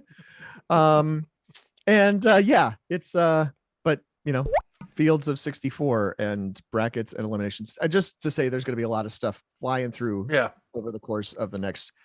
Well, not just the next week till selection time, but through those first couple rounds of games also. I was just scrolling through the tracker myself, saw a couple upsets underway tonight. We'll take a look at the scoreboard a little bit later. Anything in men's and women's basketball that's jumped out at you in the last couple of weeks or whatever since we've last chatted on the show? Gosh, it's been a lot of fun just to watch how things have progressed. Right, it always is. we think I would say as a voter, I've not been available most Monday nights to try to participate in, your top 25 breakdown. But I feel like, where I'm standing, where I stood this year is that things were just too volatile to really make big judgments based on one game. So like I did a lot of things where I kind of ignored a loss until there was another loss to augment it. Right. So, that's a situation where maybe you hold on to a team like WashU that's been in a big tailspin until, you actually see the rest of it develop out. Right, You never know who's taking the floor from night to night. It's not really possible for us as voters. Not all 25 of us have the bandwidth to go and decide who played on night X, the big question a couple weeks ago, right? Tufts beat Williams. Williams was back at full strength. Well, Williams had everybody for the first time in three weeks, but is that at full strength as a team that hasn't played? Absolutely right. Lineup? Right. Yeah. Lots of crazy stuff like that. Those are the things we know about. There are, so many things that we don't know about either, right? That we're just not ever going to be able to, command the bandwidth to go figure out. So like Emory lost at University of Chicago. And I'm like, yeah, but they won at WashU the night before or 2 nights earlier. It's like, I'm just going to ignore the Chicago loss for now until I see something else from Emory that suggests, no, I really need to hold on. And did the same thing. Yeah. Yeah. Yeah. I mean, it's just, that's the kind of year it is. And you see all the people talking about who the first team All-Americans are going to be. And it's like, we're having this year, the year that we thought we would have, Dave. Remember when we thought so many schools are bringing guys back. So many guys are coming back for an extra year of eligibility because of COVID. This is going to be the most stacked it's ever have been. Talent all over the place. I'm not looking forward to that conversation that we have like 4 weeks from now, where we go through 6,000 games of men's basketball and 6,500 games of women's basketball and try to whittle those fields down. Now, if there's two conversations I ignore for different reasons. I ignore top 25 conversations before I voted in the top 25 has come out, at least close to it. I mean, if we're talking Wednesday, it's different. But I mean, Sunday and Monday, I ignore the Twitter top 25s. I ignore D3 board top 25. I don't want to hear other thoughts. I need to keep my thoughts to myself. The other one I ignore flat out is anything about All-Americans in all region. I do not want to wade into that until it's absolutely necessary, and I want to come in with a fresh mind. I've gone down that rabbit hole in a normal year, and it's never helped me. It's never helped me. You want me to do that now? No way. No. I'm glad, and for me, I'm glad to read about those things. I just know that I'll glance. I'm just not entering. Yeah, most of the people who are candidates, men's and women's basketball, have some really big, really important games to play between now and then that are going to have a lot of bearing on that. So I look at it, it's like, yep, those are all people who will be considered. I totally agree with your 5. They'll be considered for the All-American. I'll give you an example of that. I was talking with the guy who runs small college basketball when he was doing this Bevo Francis thing. And he was talking about, like, who do you think is the player of the year right now in Division III? This was a December conversation. And I said, listen, there's certainly some candidates. I would say these guys, but there's a lot of times here in December, we don't know who the player of the year is because they haven't emerged. And I used Ashton Francis as an example. I said, listen, in December of that senior year, we knew he was having a great year, but no one really thought it was going to be anything more than just a stats thing. That he was going to get his numbers, he was going to look good, but Wheaton wasn't going to be a part of that conversation. It was February when we all started going, wait a minute. That's turning into something more than just a one-man show. And then it was March when he made that great run and the team went on his back to the Final Four that we all went, this is the player of the year. This guy is phenomenal, and what he did for his team's terrific. So sometimes those conversations, I'm like, no, I want to see who emerges from the chaos. Right. And sometimes it's a guy we don't see coming. And it's not to say that you have to score 62 points in an Elite 8 game to be the player of the year. Oh, yeah, because another conversation we had was, what's his name at Ohio Wesleyan, who, wasn't a big scorer, but he distributed the ball like crazy and led his team. And we're talking about Nate Axelrod, right? Thank you, Axelrod. That's who I was talking about. So, it's all kinds of different guys. And so that's, I don't want to wade into it because I want to see him in the big games, and this is the week we get to see it. And certainly on the women's side, too. I think the women's side showing more parity now. It does seem like that. I mean, we've talked about this. I know you and I have, and I don't know if I've mentioned it on the show, but I've talked about it at other places. It's like when I go to vote in the women's top 25, I have to constantly remind myself that everybody who I would vote for below, 8 to 10 or so is probably 2 spots higher than I normally mentally think of them as, because for many years, I would absolutely have Thomas More up in those top 3. And I'd probably have St. Thomas most given years in the top 10. And so if I'm thinking about this team, it's like, I don't really think they're a number 12 team. It's like, well, that's because they would have been number 14 2 years ago. Right.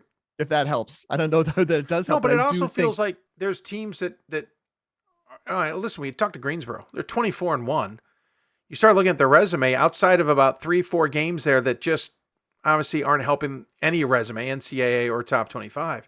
Right. They got some, it jumps out at you. You look at their stats, it jumps out at you. But what my point isn't that they should be a top 25. My point is there's a lot of teams like them with just a handful of losses that I think for the first time you're looking at a top 25 going, man, there's not enough room. Well, I mean, I looked over Greensboro's resume really closely a few weeks ago. We got some questions about them via email. Sure. And I'm like, yeah, right. You're alluding to them playing Regent University twice and Mid-Atlantic Christian once, and Warren Wilson, who will eventually be in D3.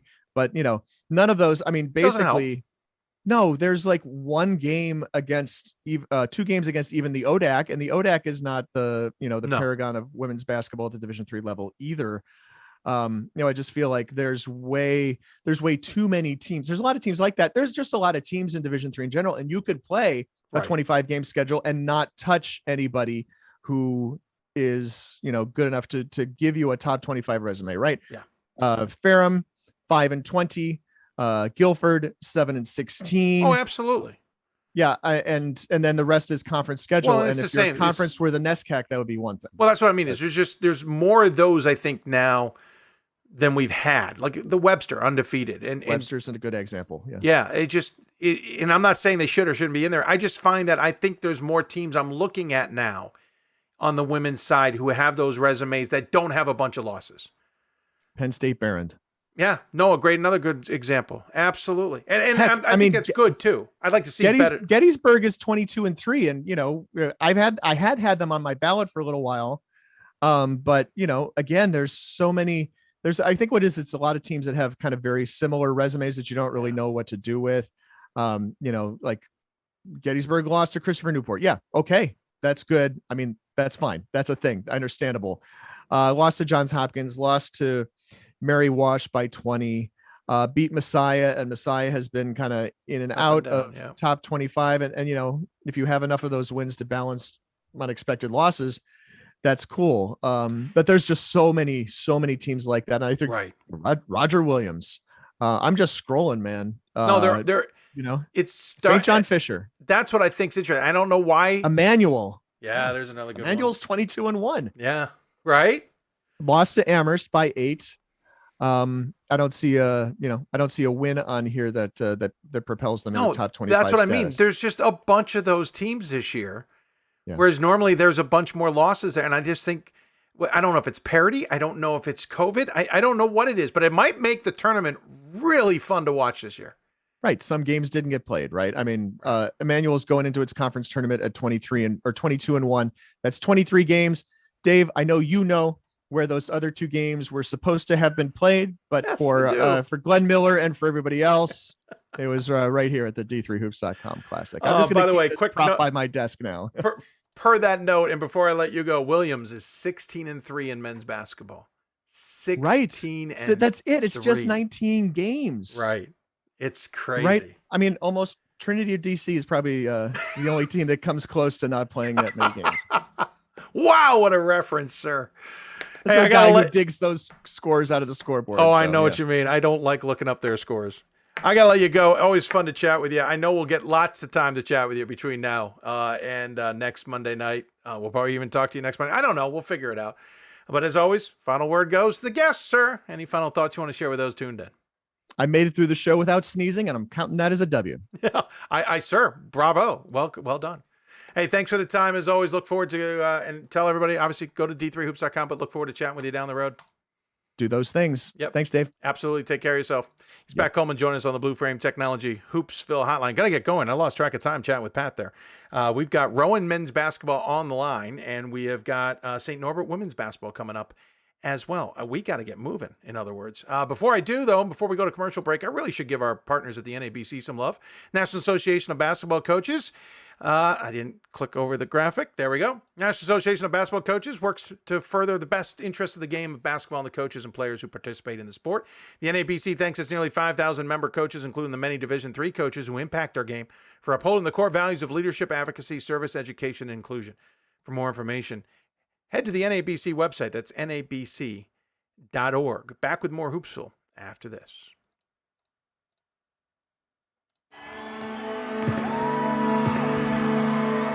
Great moments are born from great opportunity. That's what you have here tonight. That's what you've earned here tonight. This is your time. Now go out there and take it.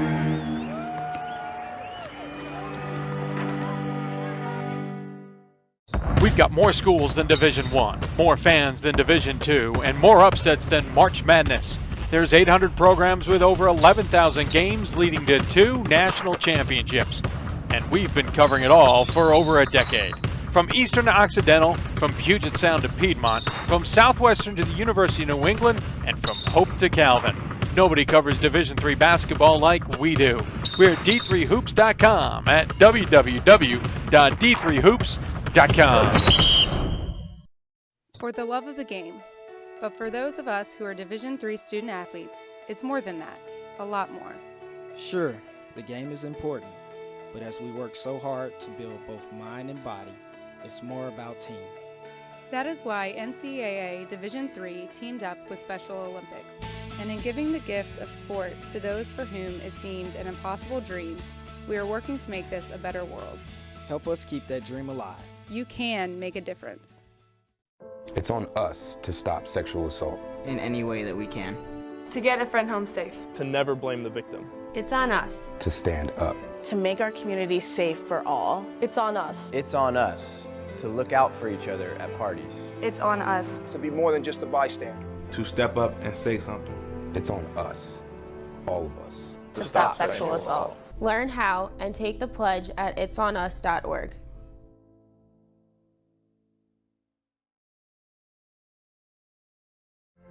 Football has taught me a lot throughout my life. It's definitely had a huge imprint on who I am as a person. Competing at a Division III level created that opportunity for me to go to college. Not only was I the first one in my family to graduate college, but I was really the first one to even go. Being the first one, I'm breaking that cycle, and now that I've graduated, I'm not sure what's the next step, but I know I have a lot of doors open. And a lot of those are open because I played football and ran track here at Otterbein. There are over 480,000 college athletes. Only 2% will go pro. That means over 470,000 will not get a shoe contract. No autographs. No private jets. No fan clubs. No Hall of Fame inductions. Instead, they will walk away with something much more valuable.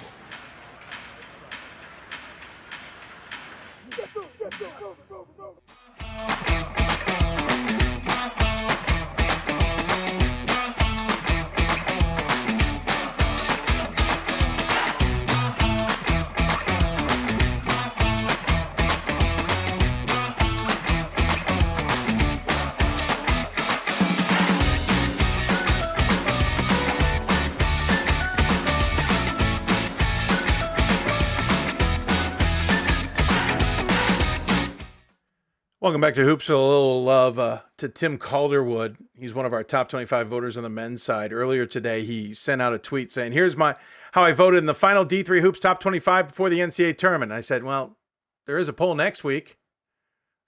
He replied back a little while ago. He's the final poll until the field is released. All right, we'll give you the qualification. If you got questions for us, tweet us at D3Hoopsville, hashtag Hoopsville. If you got questions, email us even, hoopsville at d3sports.com. Lots of ways to get a hold of us. Lots of ways we'd want to hear from you. Hope you find a way. They're all there on the screen as well. And we'll look forward to hearing from you. as you maybe fire away. Of course, just looked over at my email on my other computer, and I let my computer go to sleep, but nothing there yet. We're also on YouTube, youtube.com/Hoopsville. Blazer Bobcat says, final from Georgia. Piedmont beats Mississippi University of Women in men's action 95-42. Not surprised by that. And, of course, we're on Facebook, facebook.com/Hoopsville as well. Lots of people tuned in. Appreciate it. Pat and I had a great chat. We could have gone forever. Lots to talk about. Maybe we'll get him on. Well, we'll definitely get him on Sunday's show in some capacity, but we'll talk to him down the road. Switching back to men's basketball, we're running a little bit late, but I'm still yammering here. Rowan men's basketball is having a tremendous season. The NJAC's been a fascinating race, to be honest with you. One that's caught my attention quietly. We had Stockton on earlier this season. They end up being the conference regular season champs at 15-3 in conference, but they have the same overall record as Rowan, who finished a game behind them, with Rutgers, Newark, Montclair State, and then Kane. Really in a race that I thought was going to maybe be a little bit different. Those two pretty much rose to the top along with Rutgers, Newark. Well, we've been a while since we talked to Rowan. I think the last time we talked to Joe Crispin on the show, he had just taken over the program fully. And so, well, let's get him back in here before conference tournament time, just to mess with him. Joe Crispin joins us on the Blue Frame Technology Hoopsville Hotline. Coach, first and foremost, thanks for taking the time. Appreciate it. Good to see you. My pleasure. Good to be here. Listen, great season. A quiet 21-4. I don't want to say it that way because I know there were several times mid-season I was like, we got to get to Rowan, and just with our rotation, we weren't able to get to you guys. But there was a point there before early January, you had one loss in the season. It was to Stockton. You guys were clicking along. Obviously, the NJAC beat you guys up a little bit, but it seems like you're kind of back to that point now because you've won, 6 in a row here and 9 of the last 10. Seems like you're clicking along nicely. Yeah, we hit COVID. I'm sure we're not the only one. I hit it. I missed games. And we've had 2 games that we scored less than 80 points, and both of them we were missing half the squad. So we knew it was going to happen. It was either protocols or whatever else. Even, this year's a little different than last year in that there were literally healthy individuals, but because of health, whatever the protocols were at the time, and they're different now. Right. So I wasn't there for those 2 games, but I would have rather had my players over me. I think we would have been fine. So we are a quiet 21-4, and frankly, we're a dissatisfied 21-4. And so our guys going into the postseason are pretty motivated. That's interesting. Yeah. Again, quiet 21-4, winners over 9 of your last 10. You're sitting second in the conference. So unfortunately, unless someone upsets Stockton, you're going to have to travel down to them to get out of the conference as an AQ if you can possibly do it. We'll cross that bridge in a minute. But if you had your druthers at the start of this season and you had a pick, was 21-4 the season you expected to have? Or is this maybe playing above where you even thought you had expectations? Honestly, I had high expectations. I got a good group of kids. I have a lot of depth. I knew we could be different. And they're good kids. I got a good group. They click well. They bought into what we're doing. We last year didn't have a season, so we had nothing. And we had a group of kids who, they all got the pitch. It was the same pitch. This is all about winning and not numbers. And we're going to play fast and we're going to be aggressive and we're going to try to have as much fun as we can during the season. And we do. I mean, as a group, I felt like we could win every game. And other than the one game against Stockton that we just completely laid an egg and early in the season, we felt like we could win every game we played. And again, Stockton got us down at their place. They played a great game. But, the other 2 games we didn't feel like were earned. One game I had 5 rotation guys and the other I had 6 with 2 who hadn't practiced in a week. Oof. So it is what it is. And I wasn't there. But again, the players are more important than me. So, I really did feel like if we were healthy, that we could have a great year. And the guys have done a great job handling the adversity. And naturally, we want to finish at our best. Stockton got you guys both times you played. December 1st, it was a 98-69 game. January 26th, similar but different, 96-91 game. That was a great game. Yeah, it was a great game. And they played tremendous. The first game, I'm a little bit of a gunslinger. So when it's 10 or 12 and you got to come back, we go for it. I don't give a rip if it's 30. We're trying to win, not make it close at the end. So, it was a new group. and we're learning how to win at that time. But once they figured it out, they've done a great job, and hats off to Stockton down at their place. They played a great game, but we're hoping we can see them again on Saturday. Right. I was going to ask you what the difference was. So yeah, I get the point. Listen, it's nice to come back, but if you can't pull it off, whatever. If a 30-point loss is no different than a 10-point loss in the grand scheme of things. The way we play every year when I have a new group, I mean, we press a lot. We get down by 10 sometimes and then win by 25. It's the way we play, some of the risks we take early on, my kids aren't accustomed to. So early in the season, anytime we've had a new group, I just call it a freak out. There's one freak out where the kids we're down 10 or 12 and I can sense it. And I'm calling a timeout going, guys, look at the scoreboard. This is 10 or 12 and we're acting like it's 20, right? Right. So there is a learning process to that. And sometimes, in order to be a great team, you got to suffer. And you usually don't get to choose your suffering. But one of the ways is to recognize, you know what, that wasn't about basketball. That was more about handling the emotion of a big game. And, when we went down there the second time, it was just a great game all around. It was entertaining, and they made a few awesome shots at the end, and we missed a few, I thought, even better shots, but that's the way basketball goes. It's interesting. As a broadcaster, there's many occasions where I'll be calling a low-scoring game, and a 10, 12-point game seems insurmountable. Yes. There's just no way, and we know that game is done, 5 minutes left. Maybe that's a bad example, but still, we just know it's not going to be a comeback. Yes. A higher scoring game, 10 to 12, you're like, man, 2 shots here, and this thing is on its head, and we're ripping and roaring the other direction. So, yeah, it's all about the perspective of the game and how you're playing. It's very different.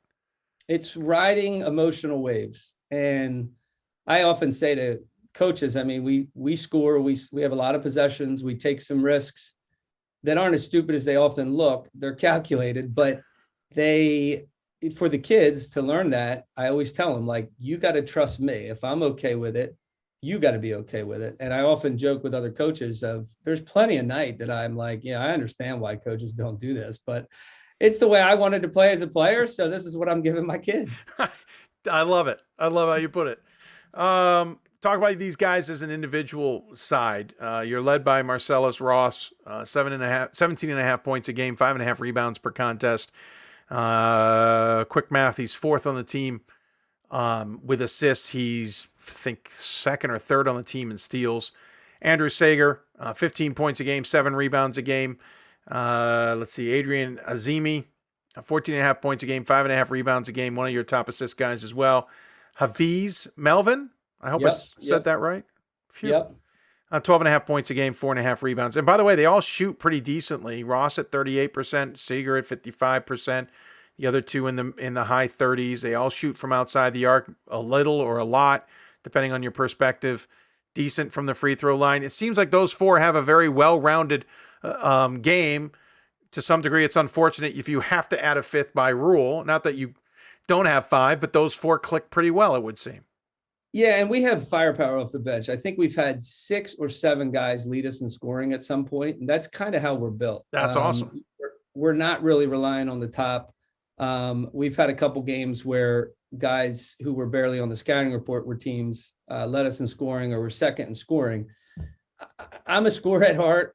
We have a lot of guys who think they're the best option on the court every single night, and I understand why coaches don't stack their roster with guys like that. Okay. We do. We have kids with a ton of confidence that they can score. And so what I like to tell the kids is we're not top heavy. Even though the numbers might look that way, if you want to take one of those top guys away, we got another guy coming. So that's why we can score. I mean, scoring has not been an issue for us all season. The thing that really separates us on a nightly basis or even against the good teams is, do we defend and execute the way we want to defend, according to the game plan. And that's always a learning curve for us. And we give up a lot of points, but I don't really give a crap what the points per game is. I care about what the difference between how many we have and how many they have. So that's what we're about. I was going to ask you about the defense, and I get not caring about the points per game, but just because that's what I can see. Obviously, I can watch a game, but I also see the stat line. So I'm just curious. You are outscoring your opponents. Let's just get that out of the way by 11.5 points. Yeah. So that's obviously a good thing, but you're allowing 82 plus points a game. Shooting percentages are almost identical for offense, defense. Teams shoot better from beyond the arc than you guys can shoot, and you're only out rebounding your opponents by 1.5. That's just what I see. So I do, as we head into this part of the season, this is sometimes where the biggest flaws of a team can be seen. I'm not saying you have any. I'm just curious. Does defensively, do you need to make adjustments, or is it just not visible because your offense is so high powered that some of that just comes along for the ride? Yeah, there's really two answers, to be honest with you. I mean, one is there were some things that we would be better at, but I missed 3 weeks because of protocol or COVID, and we missed kids. And there were a couple things that I usually leave to the second half of the season that we're kind of just getting to and just getting good at. So that is partly true. There's a couple things that we do, and we don't do it as much early in the season as we do late, that I think we're pretty good at now that we weren't as good at earlier. But the flip side of that is, as a player, I always tell my brother this as a broadcaster, we often talk about offense and defense as if they operate in separate universes. But philosophically, for me, one is going to fuel the other and vice versa. So how you play defense is just as important to your offense as, what your shell drill looks like in practice. So we've done some things even that in the past, we've always pressed, we've always gotten full court, but we've done some things even differently this year to try to increase pace, because we could shoot 45% tomorrow night from three, or we could shoot 25%. Well, in a higher possession, fast-paced game, that three-point shooting percentage is less important. I have some really good players who are good at getting to the rack. I think we're one of the best in the country at getting to the free throw line or making free throws. That's because of our pace. And the pace starts on defense. We get the ball up quickly and do all the things offensively, but it really starts with how we are operating. And with our depth, we've done a great job. The kids have done a great job. They really don't give our opponents a choice. So in tournament play, and this is what I've told them, we want to play in the NJAC. We want to win the NJAC. We want to win in the NCAA tournament. We want to be that team that you haven't seen before, and that you won't see again. And that's our advantage, is we're different. So that defensive philosophy is as much about offense as it is defense. Yeah, no, that makes some sense. I appreciate that take. Looking down the road a little bit, obviously coming up, you'll play New Jersey City at home coming up tomorrow, Tuesday, depending on who's listening, 7:30 in the NJAC tournament. You guys are sitting in the third in the last regional rankings. Obviously, we'll get new ones on Tuesday night, appropriately enough. Do you feel like you guys got some comfort that should the AQ not work, you can still get in? Or do you not even paying attention to it and it's all about making sure to win the title and who cares about the rest? I'm usually a not pay attention to it. I want to win every game, and I think we can. Naturally, Jersey City's a tough opponent. We've had some great matchups with them. And then we would probably, Rutgers Newark, if they hold to their rank, we would see them again, and then see Stockton again in the finals. That would certainly be the week we want to have. I think just based on, again, we kind of have that chip on our shoulder because we do feel like we lost 2 games that we wouldn't have lost, and then we might be in a different position on the national stage. But my mentality has always been, you got a game in front of you, and that's the most important game you're going to play, and it's the most important game of your life. Go out and do it, and let the results take care of themselves. And I think if our kids do that, we'll have an opportunity. But certainly, I don't think we're safe by any stretch. Even though I think we've done a good job out of conference and on the road. That was a big one. We played a lot of road games, but no, we need to finish out the week and at least get to Saturday and give ourselves a good chance against Stockton. Switch gears before I let you go. You're in your 4th season overall. Listen, you played D1, you got NBA, you played overseas. You're coaching a Division III program, which we certainly appreciate. And you're in an NJAC conference that, as I was talking to Stockton's head coach earlier this season, has changed a lot in terms of coaching. This conference has evolved a ton. Did you ever expect to find yourself at a Division III institution as head coach with what you've done in your career? And have you almost found the right spot for you? Or honestly, is the right spot still to try and be a D1 coach? I ask that genuinely because I'm curious. Yeah, the first part of the answer is yeah. Actually, yes. Not necessarily that it was Rowan, but during my playing career, I knew I wanted to coach, and I knew I probably wouldn't be a great assistant coach, so I couldn't be a great assistant coach too long, because I was very, very strong in what I believed about the game and how I wanted to do it differently. I thought there was a way, and I still think there's a way.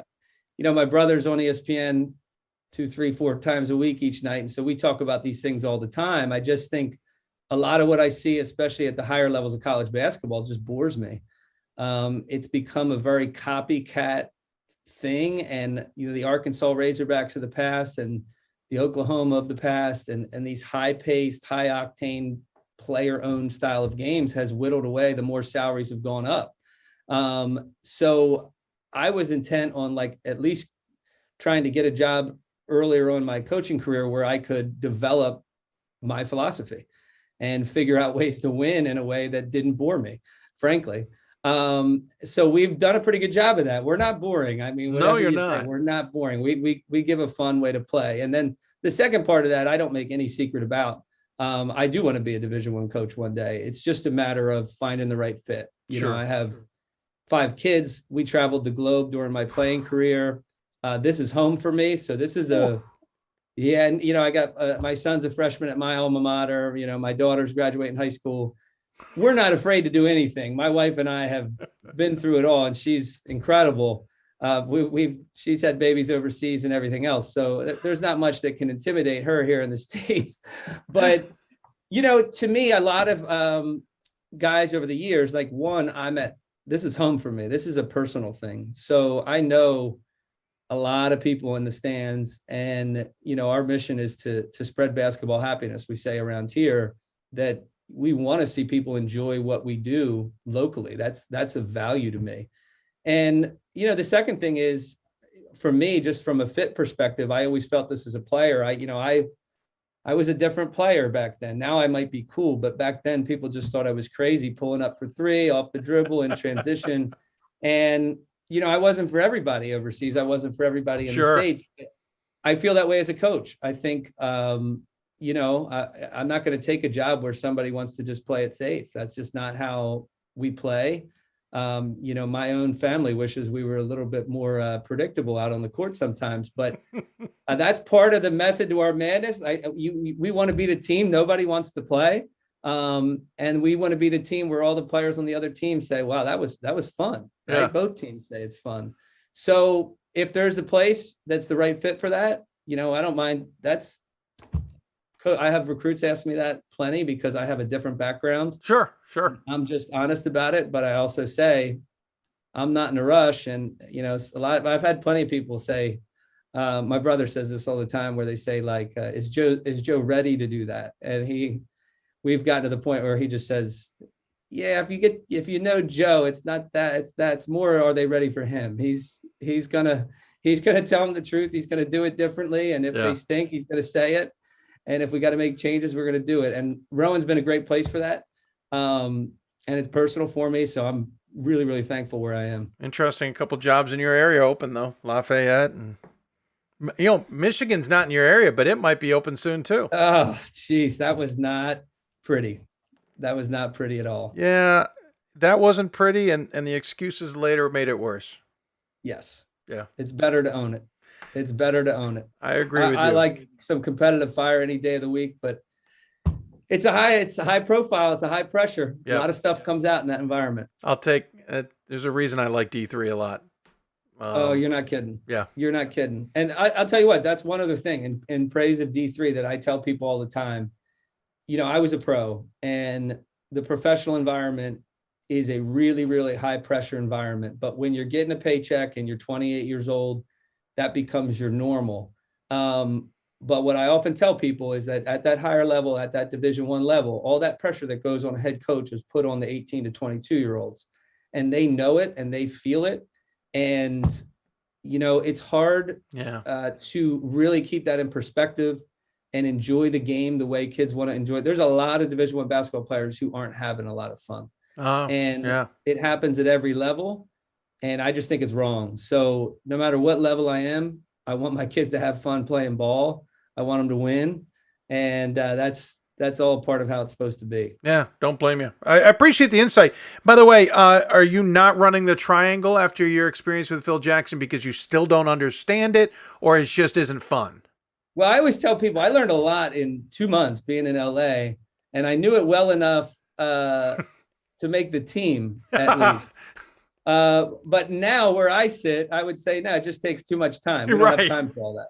We're trying to score in 10 to 12 seconds. I don't have time for all that. No, I don't blame you. I was going to say you knew enough to be dangerous, right?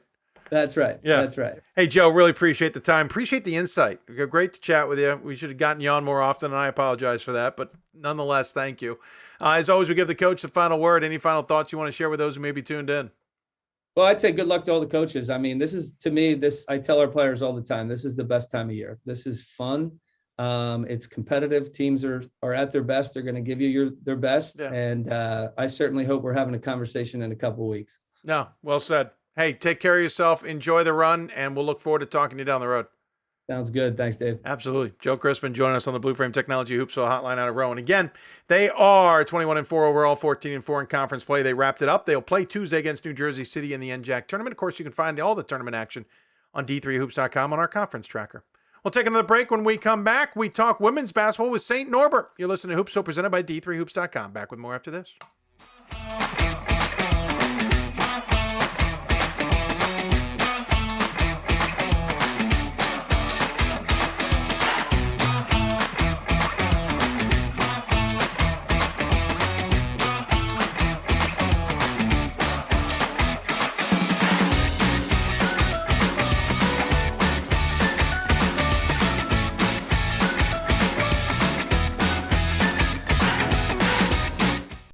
NCAA Division III teamed up with Special Olympics, and in giving the gift of sport to those for whom it seemed an impossible dream, we are working to make this a better world.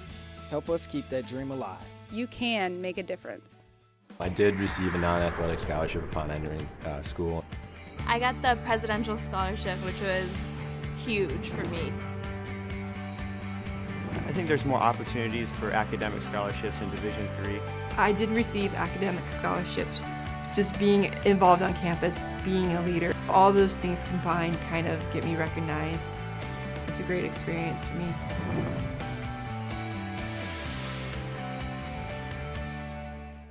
We've got more schools than Division I, more fans than Division II, and more upsets than March Madness. There's 800 programs with over 11,000 games leading to 2 national championships. And we've been covering it all for over a decade. From Eastern to Occidental, from Puget Sound to Piedmont, from Southwestern to the University of New England, and from Hope to Calvin. Nobody covers Division III basketball like we do. We're at d3hoops.com at www.d3hoops.com. Football has taught me a lot throughout my life. It's definitely had a huge imprint on who I am as a person. Competing at a Division III level created that opportunity for me to go to college. Not only was I the first one in my family to graduate college, but I was really the first one to even go. Being the first one, I'm breaking that cycle, and now that I've graduated, I'm not sure what's the next step, but I know I have a lot of doors open. And a lot of those are open because I played football and ran track here at Otterbein.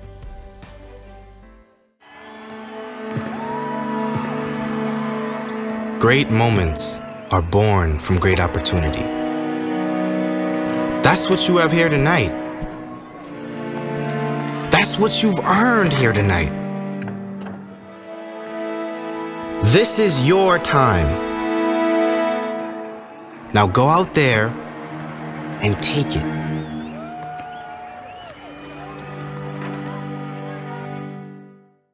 We've got more schools than Division I, more fans than Division II, and more upsets than March Madness.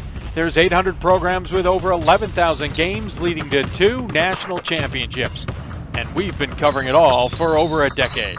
From Eastern to Occidental, from Puget Sound to Piedmont, from Southwestern to the University of New England, and from Hope to Calvin. Nobody covers Division III basketball like we do. We're at d3hoops.com at www.d3hoops.com. For the love of the game.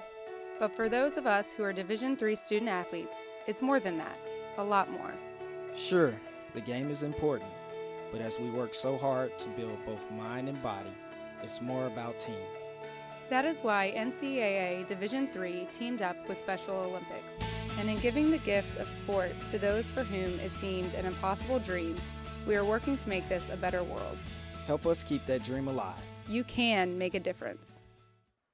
Welcome back to Hoops, everybody. I'm trying to get the picture on, and if anyone knows TweetDeck well, the X mark for the picture to delete the picture that you just added, and the tweet button. Well, the X replaces the tweet because everything shifts. And I've 3 times today deleted the picture I spent so much time trying to call up.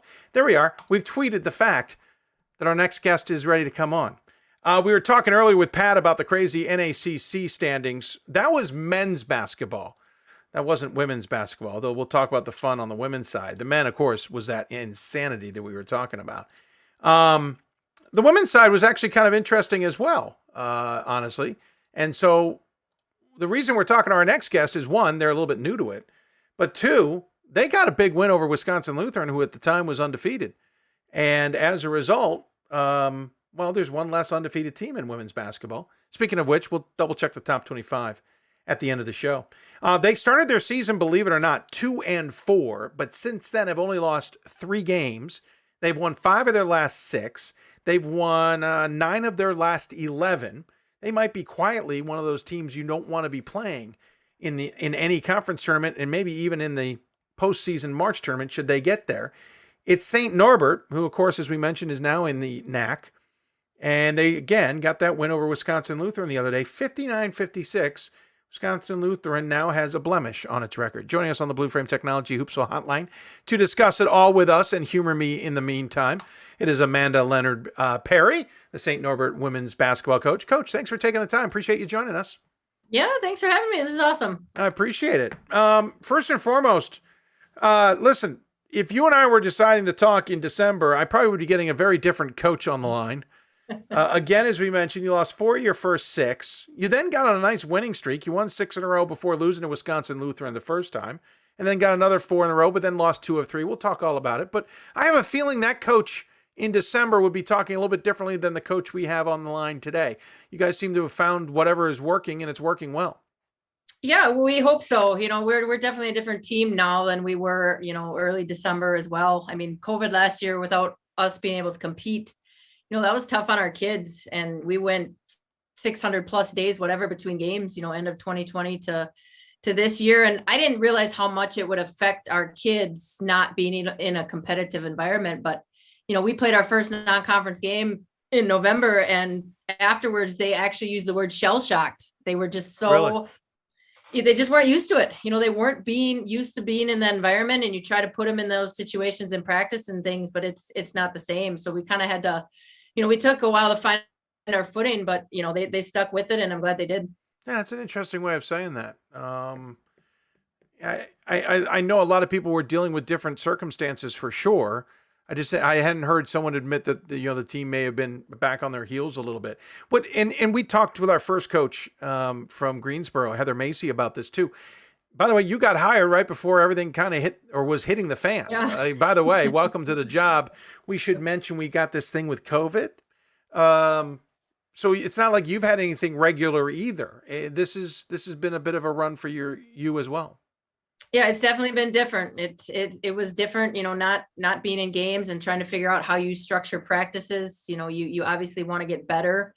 You know, we tried to vary it a little bit between practice, individual workout type stuff, shooting stuff, you know, try to make it fun at the same time. But I'm sure it was a grind for our kids, you know, and to their credit, they never complained, you know, where I could hear them, you know, they never did it in my face or anything like that. So they just kind of put their nose to the grindstone and they just kept working at it. You've got a large roster, and I realize some of that's probably COVID based, and we're certainly used to seeing larger rosters, but you know, there's some institutions that's just not possible. So maybe it catches me by surprise to see you've used all your 30s, all of your 20s. I think you've used all but a couple of the teens. You've got a couple 40s left. You got all the 50s if you want to use them. So you do have a little bit more room. Yeah. Well, you need, you got to build a practice, and we try to be effective and efficient in practice, and we try to get after it. We don't take a lot of breaks, and we're going to play as many people as we can, and as many people that demonstrate in practice that they should be in the game, we're going to find minutes for them. That's certainly impressive, because that can't always be said for a large roster unless you're running a system or some type of game plan that allows for a platooning, essentially. And statistically, when you look at the team, you certainly have played a lot of players. That's no surprise there. What's made this team click? For as big a roster, I'm almost surprised you're a low-scoring team. Well, we're defensive based. We try to hold other teams down, and that's kind of our focus. We probably need to get a little better offensively. If that's something I can improve on as a coach, it would be, helping us to score more. But we try to defend. We know that, that's going to keep us in a lot of games. If shooting is off or the offense isn't clicking, that'll keep us in it till the end, hopefully. But yeah, I think, credit we have the same team this year that we did last year during the COVID year. We didn't lose anybody between the 2 years. So that carryover certainly helps as far as us gelling and being able to put things together as a group. When you looked at, let's talk at the top, and I'm going to blow this. I'm going to get Casey's last name wrong, so I'm going to let you do the honors. I can take a stab at a Gierzak. Gerchek. See, I should have just close. No, I wouldn't call that close. We've heard it all. We've heard it all. I had Gear. That's about all I had. I had Casey. I got that right. There you go. Yeah. 12.5 points a game, 7 rebounds a contest, 17 blocks on the season, second on the team in steals, and looks like third on the team in assists. It feels like everything go through her. Jessica Boehner, 10.8 points a game. I'll get it right. 4.4 rebounds. That's right. But it feels like it really is Casey, considering all the things she, at least statistically that I'm seeing, brings to the table, including shooting 49% from the floor. Casey's pretty versatile. Casey was a transfer kid for us my first year. She had the advantage because she played for a good friend of mine in high school who I played college with. So Casey came out of the system in high school that, we're trying to implement here at St. Norbert. So she kind of had a leg up as far as, knowing what we're doing and the culture that we want and what we're trying to get going here. But, on any given night, we've got kids that could lead us. And I think that's what, makes us a balanced team. We didn't have any players of the week this year in the conference because we didn't have the statistics, that generate those kind of awards. And I told our kids, that's okay. I said, that means we're balanced and that, we have a lot of people doing a lot of things. And I'd rather have it that way, than have somebody that's, just one person that we've got to rely on, where, we can count on a lot of people. If we ever get them all to show up on the same night on top of their game, we might be trouble. That's a fair point. Olivia DeClean, by the way, leads your team in assists. Also 9.2 points per game, shoots 42% from floor. One of your big outside threats at 37%. So that's obviously not just the Casey show, because look, statistically, correct, Olivia brings a lot to the table as well. But you, again, play a lot. Quick math, 4, 5, 6, 7, 8. It's called counting. You play 8 pretty much every game. You play another 4 pretty much half the time. So while a big roster, you rely on about 7 to 10 players for the most part. But obviously, there's got to be players who've got roles. Are those roles ever changing, or are they always the same roles?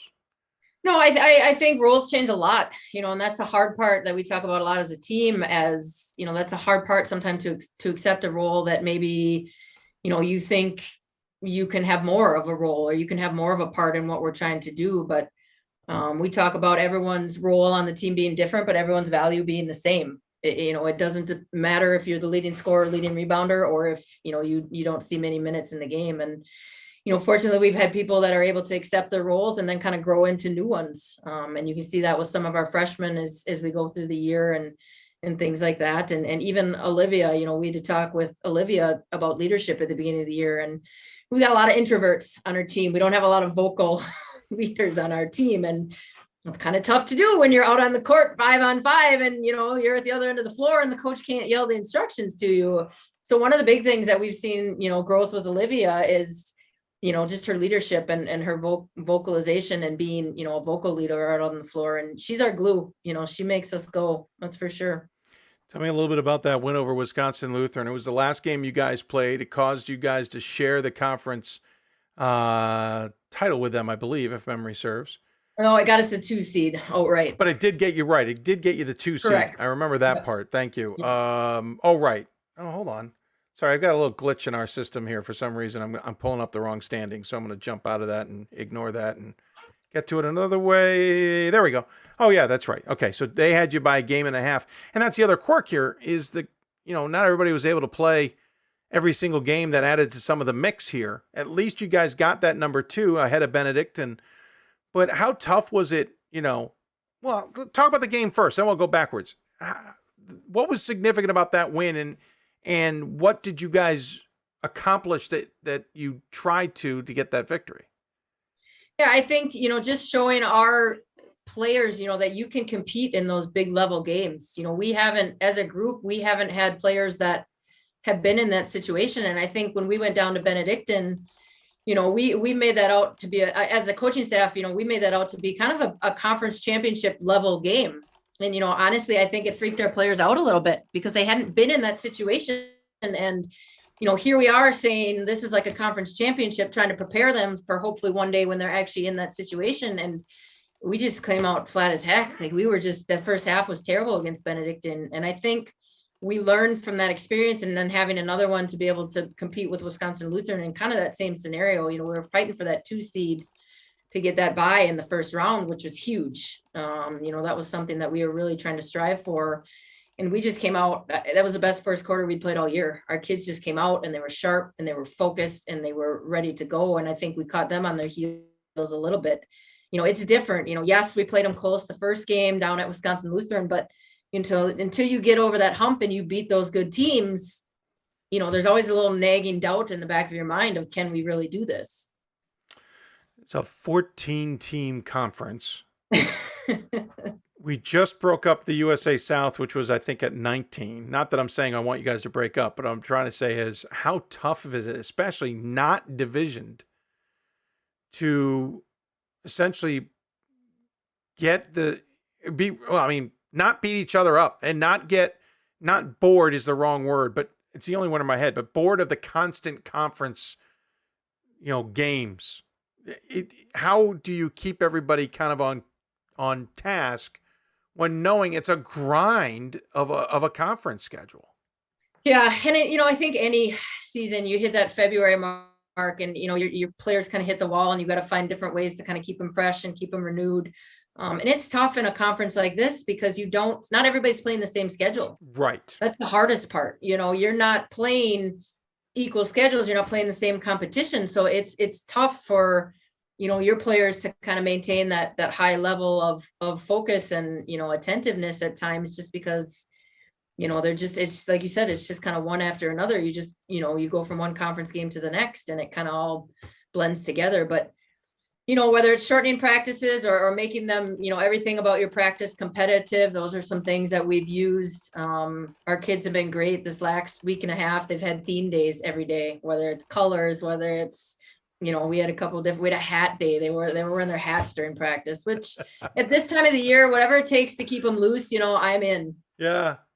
I'm curious, listen, again, second season, but from what I can tell in the resume, not a lot of D3 experience. You come from Wisconsin, Green Bay, where you played.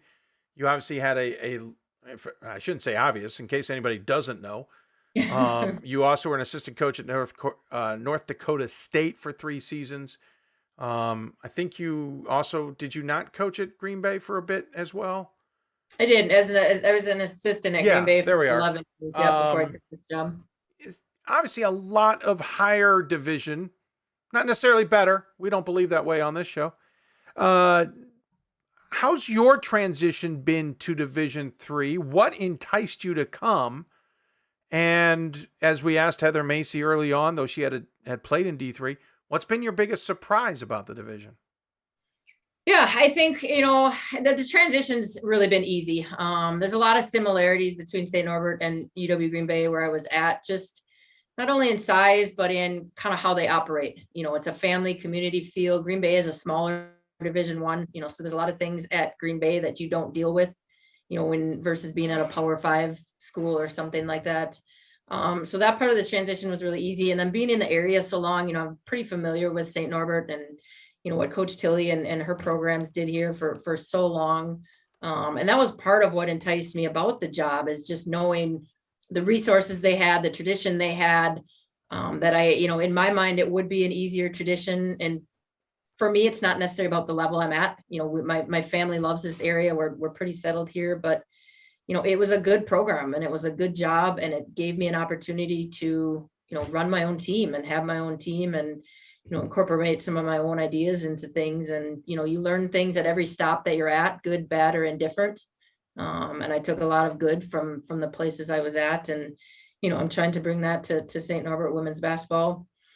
I think, I guess I don't know what the biggest surprise was. I think for me, just adjusting to, there's more for these athletes, there's more of a balance of their time, versus Division I. I mean, you have scholarship kids. I mean, that's what they're there for. They're there to play ball or to do their sport. And here, our kids are involved in a lot of things. They're involved in things outside of basketball, whether it's clubs, whether it's theater, whether it's leadership groups. They have more on their plate than just the sports and the academics. So that was a little bit of adjustment, just kind of that time commitment thing on their part, but it's been really good. I should have mentioned this at the beginning. I grew up in Chicago. I'm a Bears fan. I'm a little freaked out. Green Bay, you all seem to think green is what all of you should be. St. Norbert's colors eerily similar to the Packers. I did double check Wisconsin Green Bay. It's green, different green. Little different, but it's green. Gold. Yep. Is the indoctrination that strong up there? I'm honestly concerned. I'm concerned. I mean, listen, I know the Bears aren't much. They're not playing for anything. That's fine. I'll take my lumps there, but I'm more concerned for your own health and safety, really. Yeah, and it's funny because other than my personal high school that I played for, every stop I've been at has been green. So I'm not sure if it's something personal with me, but everybody in the area, I mean, you live up here and, unless you're a diehard Bears fan or a diehard Packers fan, a Vikings fan, you are a Packers fan because you live here by default. Right. In St. Norbert, up until COVID, we would host the Packers training camp on campus. Yeah. They would stay on campus. They would eat on campus. And I think Green Bay actually way back when UW Green Bay was established, they had a agreement with the Packers not to have a football team. So the Packers, in St. Norbert were the only football teams in town. Yeah. Well, unless you're a diehard for somebody else, you kind of are Packers by default. I feel bad for you all. Just seems like it's just too bad. And the expectations are so high and never lived up to. Yeah. I mean, at least with Bears fans, we don't have expectations. Yeah. We're just going to stink. I appreciate you having a little laugh. It is interesting, though. The colors just jumped out at me when I was kind of looking at things. As a red-green colorblind guy, though, it's kind of ironic that that's what jumped out at me. I know you guys are having fun. Obviously, it's a great season. You got Rockford ahead of you coming up on Wednesday in the conference tournament. Obviously, it's win to get into the tournament. I realize that. That's the goal. Does that come with pressure? You were talking about the team being shell-shocked. Is that now pressure for them? Or is it at this point, heck, we've seen it all, whatever? I think they've grown throughout the year. And I think throughout the year, as we've gone along and they've experienced a little bit of success, they've kind of realized we can be in this mix. We can be in this conversation. But at this point, everybody's, 0-0 and any given night, anybody can beat anybody. And I think in this league, I think that can hold true, during the regular season as well. But I think our kids have kind of bought into the fact of, initially our goal at the beginning of the year, we didn't know what to expect. So our goal was get into the conference tournament, and at that time it was the top 6, so our goal was to be top 6. And then obviously with COVID things shifted and, they went to the all-inclusive conference tournament. And, we still established our goal. We still made it top 6. But so I think our kids I hope they're prepared. You have to trust your preparation. You have to trust your teammates, and you just got to go out and play. Listen, I'm all about the all-inclusive. You won't get a complaint from me. I love that. But, man, 14 teams, buckle up is all I can really say about that. I'm quickly checking the NACC. Oh, yeah, that was that large system that we put together. Looking forward to seeing how that all plays out.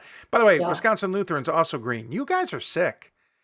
I think it's because you don't see that would be an interesting study, Wisconsin schools throughout, to see what the percentages of green. Think the state schools are about the only ones I can get to that aren't green, but even they're dark colored. Yeah. I mean, Oshkosh is black and yellow.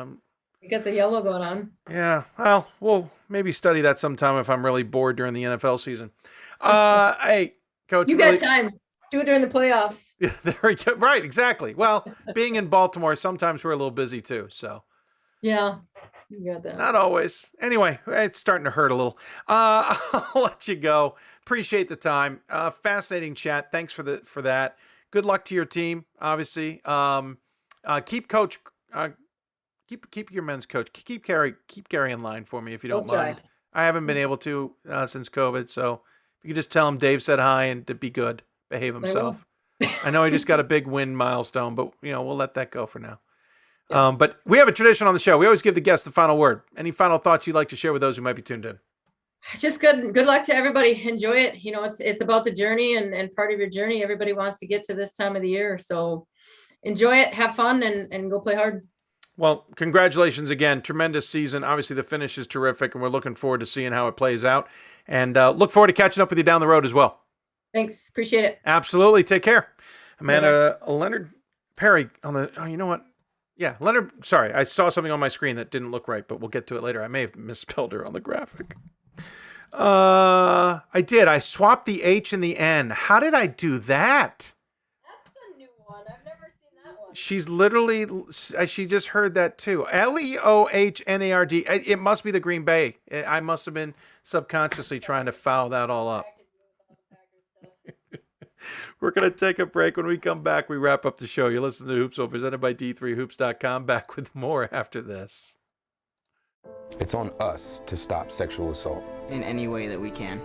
To get a friend home safe. To never blame the victim. It's on us. To stand up. To make our community safe for all. It's on us. It's on us to look out for each other at parties. It's on us. To be more than just a bystander. To step up and say something. It's on us. All of us. To stop sexual assault. Learn how and take the pledge at itsonus.org.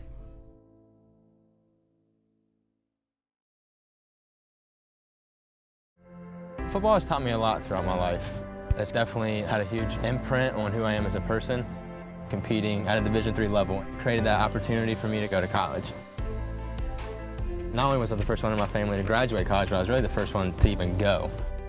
Being the first one, I'm breaking that cycle, and now that I've graduated, I'm not sure what's the next step, but I know I have a lot of doors open. And a lot of those are open because I played football and ran track here at Otterbein. There are over 480,000 college athletes. Only 2% will go pro. That means over 470,000 will not get a shoe contract. No autographs. No private jets. No fan clubs. No Hall of Fame inductions. Instead, they will walk away with something much more valuable.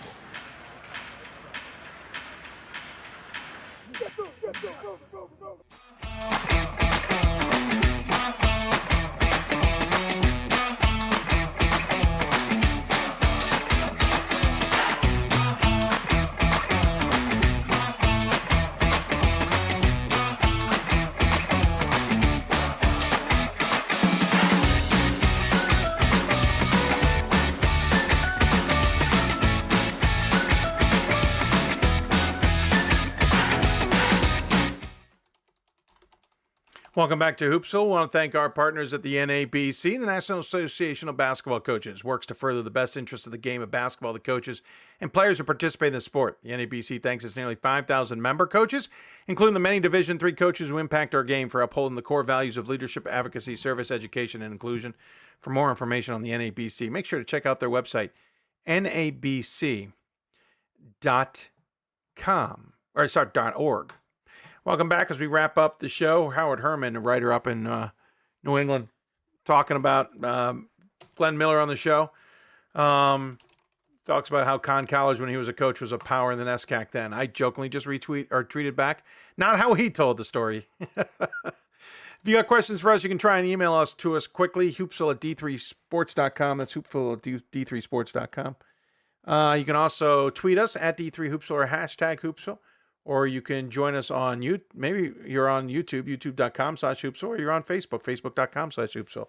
And BJ, thank you so much. Appreciate you tuning in. She tuned in for the important one, the Bears versus Packer conversation. All right, so a reminder of how things go here. So tomorrow, so Tuesday, we'll get our third and final regional rankings before NCAA selections. We'll get regional rankings after the fact. We'll, of course, try and work and glean them for Sunday's show, but we'll get them after. But the last public regional rankings before selections are made for the men will come out on Tuesday. Women's will come out on Wednesday. We'll be on the air Thursday at 7 o'clock Eastern time to kind of react to those and start prognosticating already, talk to some other guests, etc. Obviously, lots of games. Go to d3hoops.com. We've got our scoreboard up all the time. We also have the conference tracker up all the time. Lots of ways to get information from us, and we will keep you abreast to everything that is going on. Speaking of which, we'll double check on scores here in a moment. The conference trackers are rotating in the top stories section, so you'll be able to find stuff there and keep track of things there. Then Sunday, we will hit the air. Follow us on Twitter for the exact time. I'm toying with starting at 5, but we may start at 6, which we've done in the past. We will do women's selections and then men's selections unless we decide otherwise. The guys will then take the information behind the scenes and make our mock brackets. But mock selections will answer your questions. We may even hear from the committee chairs if we can arrange it with them. Just a quick reminder of how this all works. And then we'll also hear from other guests along the way, because some of the mock selections we'll run an interview while we're working behind the scenes on all of that. Then Monday, the brackets, a week from tonight, if you're watching us live, so February 28th, the brackets are announced. I believe it's 12:30 Eastern time for women, 2:30 Eastern time for men, I believe. I might have that backwards, but I'm pretty sure that's what it is. I will be on that show along with Brendan Gulick. Looking forward to that. Then Monday night at 7 o'clock, we will have our recap show, kind of looking at the brackets that came out and all that goes with that. Again, you can tweet us at D3Hoopsville and hashtag Hoopsville for all of that. You can email us, hoopsville@d3sports.com, whatever works for you. Reminder, the men's top 25 did come out right at the top of the show. The women's top 25 is coming up, but I'm told basically not much changed, except that Catholic dropped out with its 2 losses and Ithaca went into the top 25. But we'll get a load of that officially a little bit later. Double checking scores right now from around Division III. John Carroll and Wilmington are in a good battle midway through the second half, late in the second half, I should say, with Wilmington leading. Mitchell upset Eastern Nazarene in their tournament. Southern Maine got past Castleton. Piedmont, and we mentioned that one earlier. This is the men's scores all over Mississippi women. Keystone beat St. Elizabeth. Lebanon Valley defeated York in men's basketball 73-65. That was in the MAC Commonwealth. That was at York. That was expected to be a York advantage, but Lev Val came out with the victory there. Gordon got past Curry. Wentworth passed University of New England. We talked about that game earlier by 20. Hamden-Sydney got past Shenandoah 86-71. Bridgewater passed Eastern Mennonite 85-74. Ohio Northern and Muskegon went to overtime. Ohio Northern got the win. Kings defeated FDU Florham, and Newman defeated Marywood. That's what we got so far. Grove City over St. Vincent, and Gwinnett Mercy over Centenary. That can't be a final. That says 36-35. All right, you're now enjoying this in real time as I go look up this score. That has to be a mispunched score.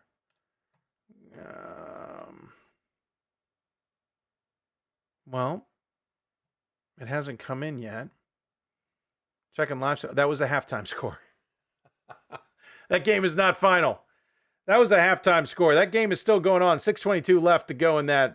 Gwen and Mercy leads Centenary 54-51. So we'll fix that in a bit. On the women's side of things, Eau Claire is up on River Falls pretty easily. End of the third quarter. Halftime, Oshkosh is up on La Crosse by 12.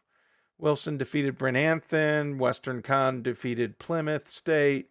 Del Val defeated FDU Florham. So Gordon Mann's got a little bit more, I think, to broadcast. I'm not positive. Oh, maybe Del Val's on the road for that. Wilmington defeated Capital.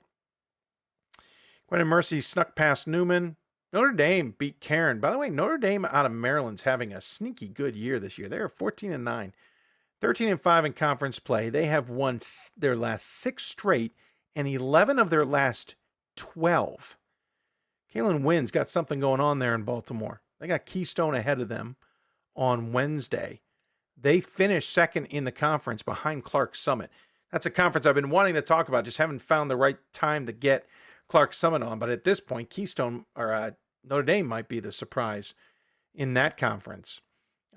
Western New England defeated Curry by 20, Nichols over Wentworth by 10, Muskegum over Heidelberg, and Geneva over Franciscan. So not a lot of upsets so far tonight, but that's what we do. We keep track of all of that. Don't forget the conference trackers and all that.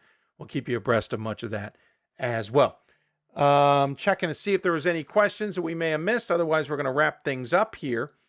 Appreciate you all tuning in. Again, Thursday we'll be back on the air at 7 o'clock Eastern time, but a lot to talk about and deal with in between. So make sure you log on to d3hoops.com.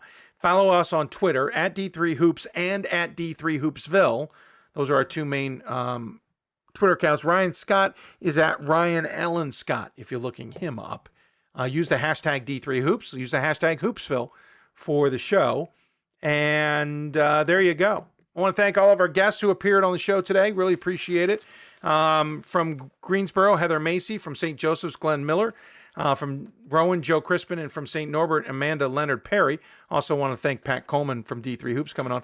Want to thank the SIDs as well for their help. Scott at Greensboro, Joe at St. Joseph's, Marie at Rowan, and Dan at St. Norbert. And I do apologize for somehow screwing up Amanda's last name spelling-wise, Lehnard. It's a new spelling. I'm going to copyright it. And that's going to do it for us. We're going to sign off, and we'll see you back here on Thursday night.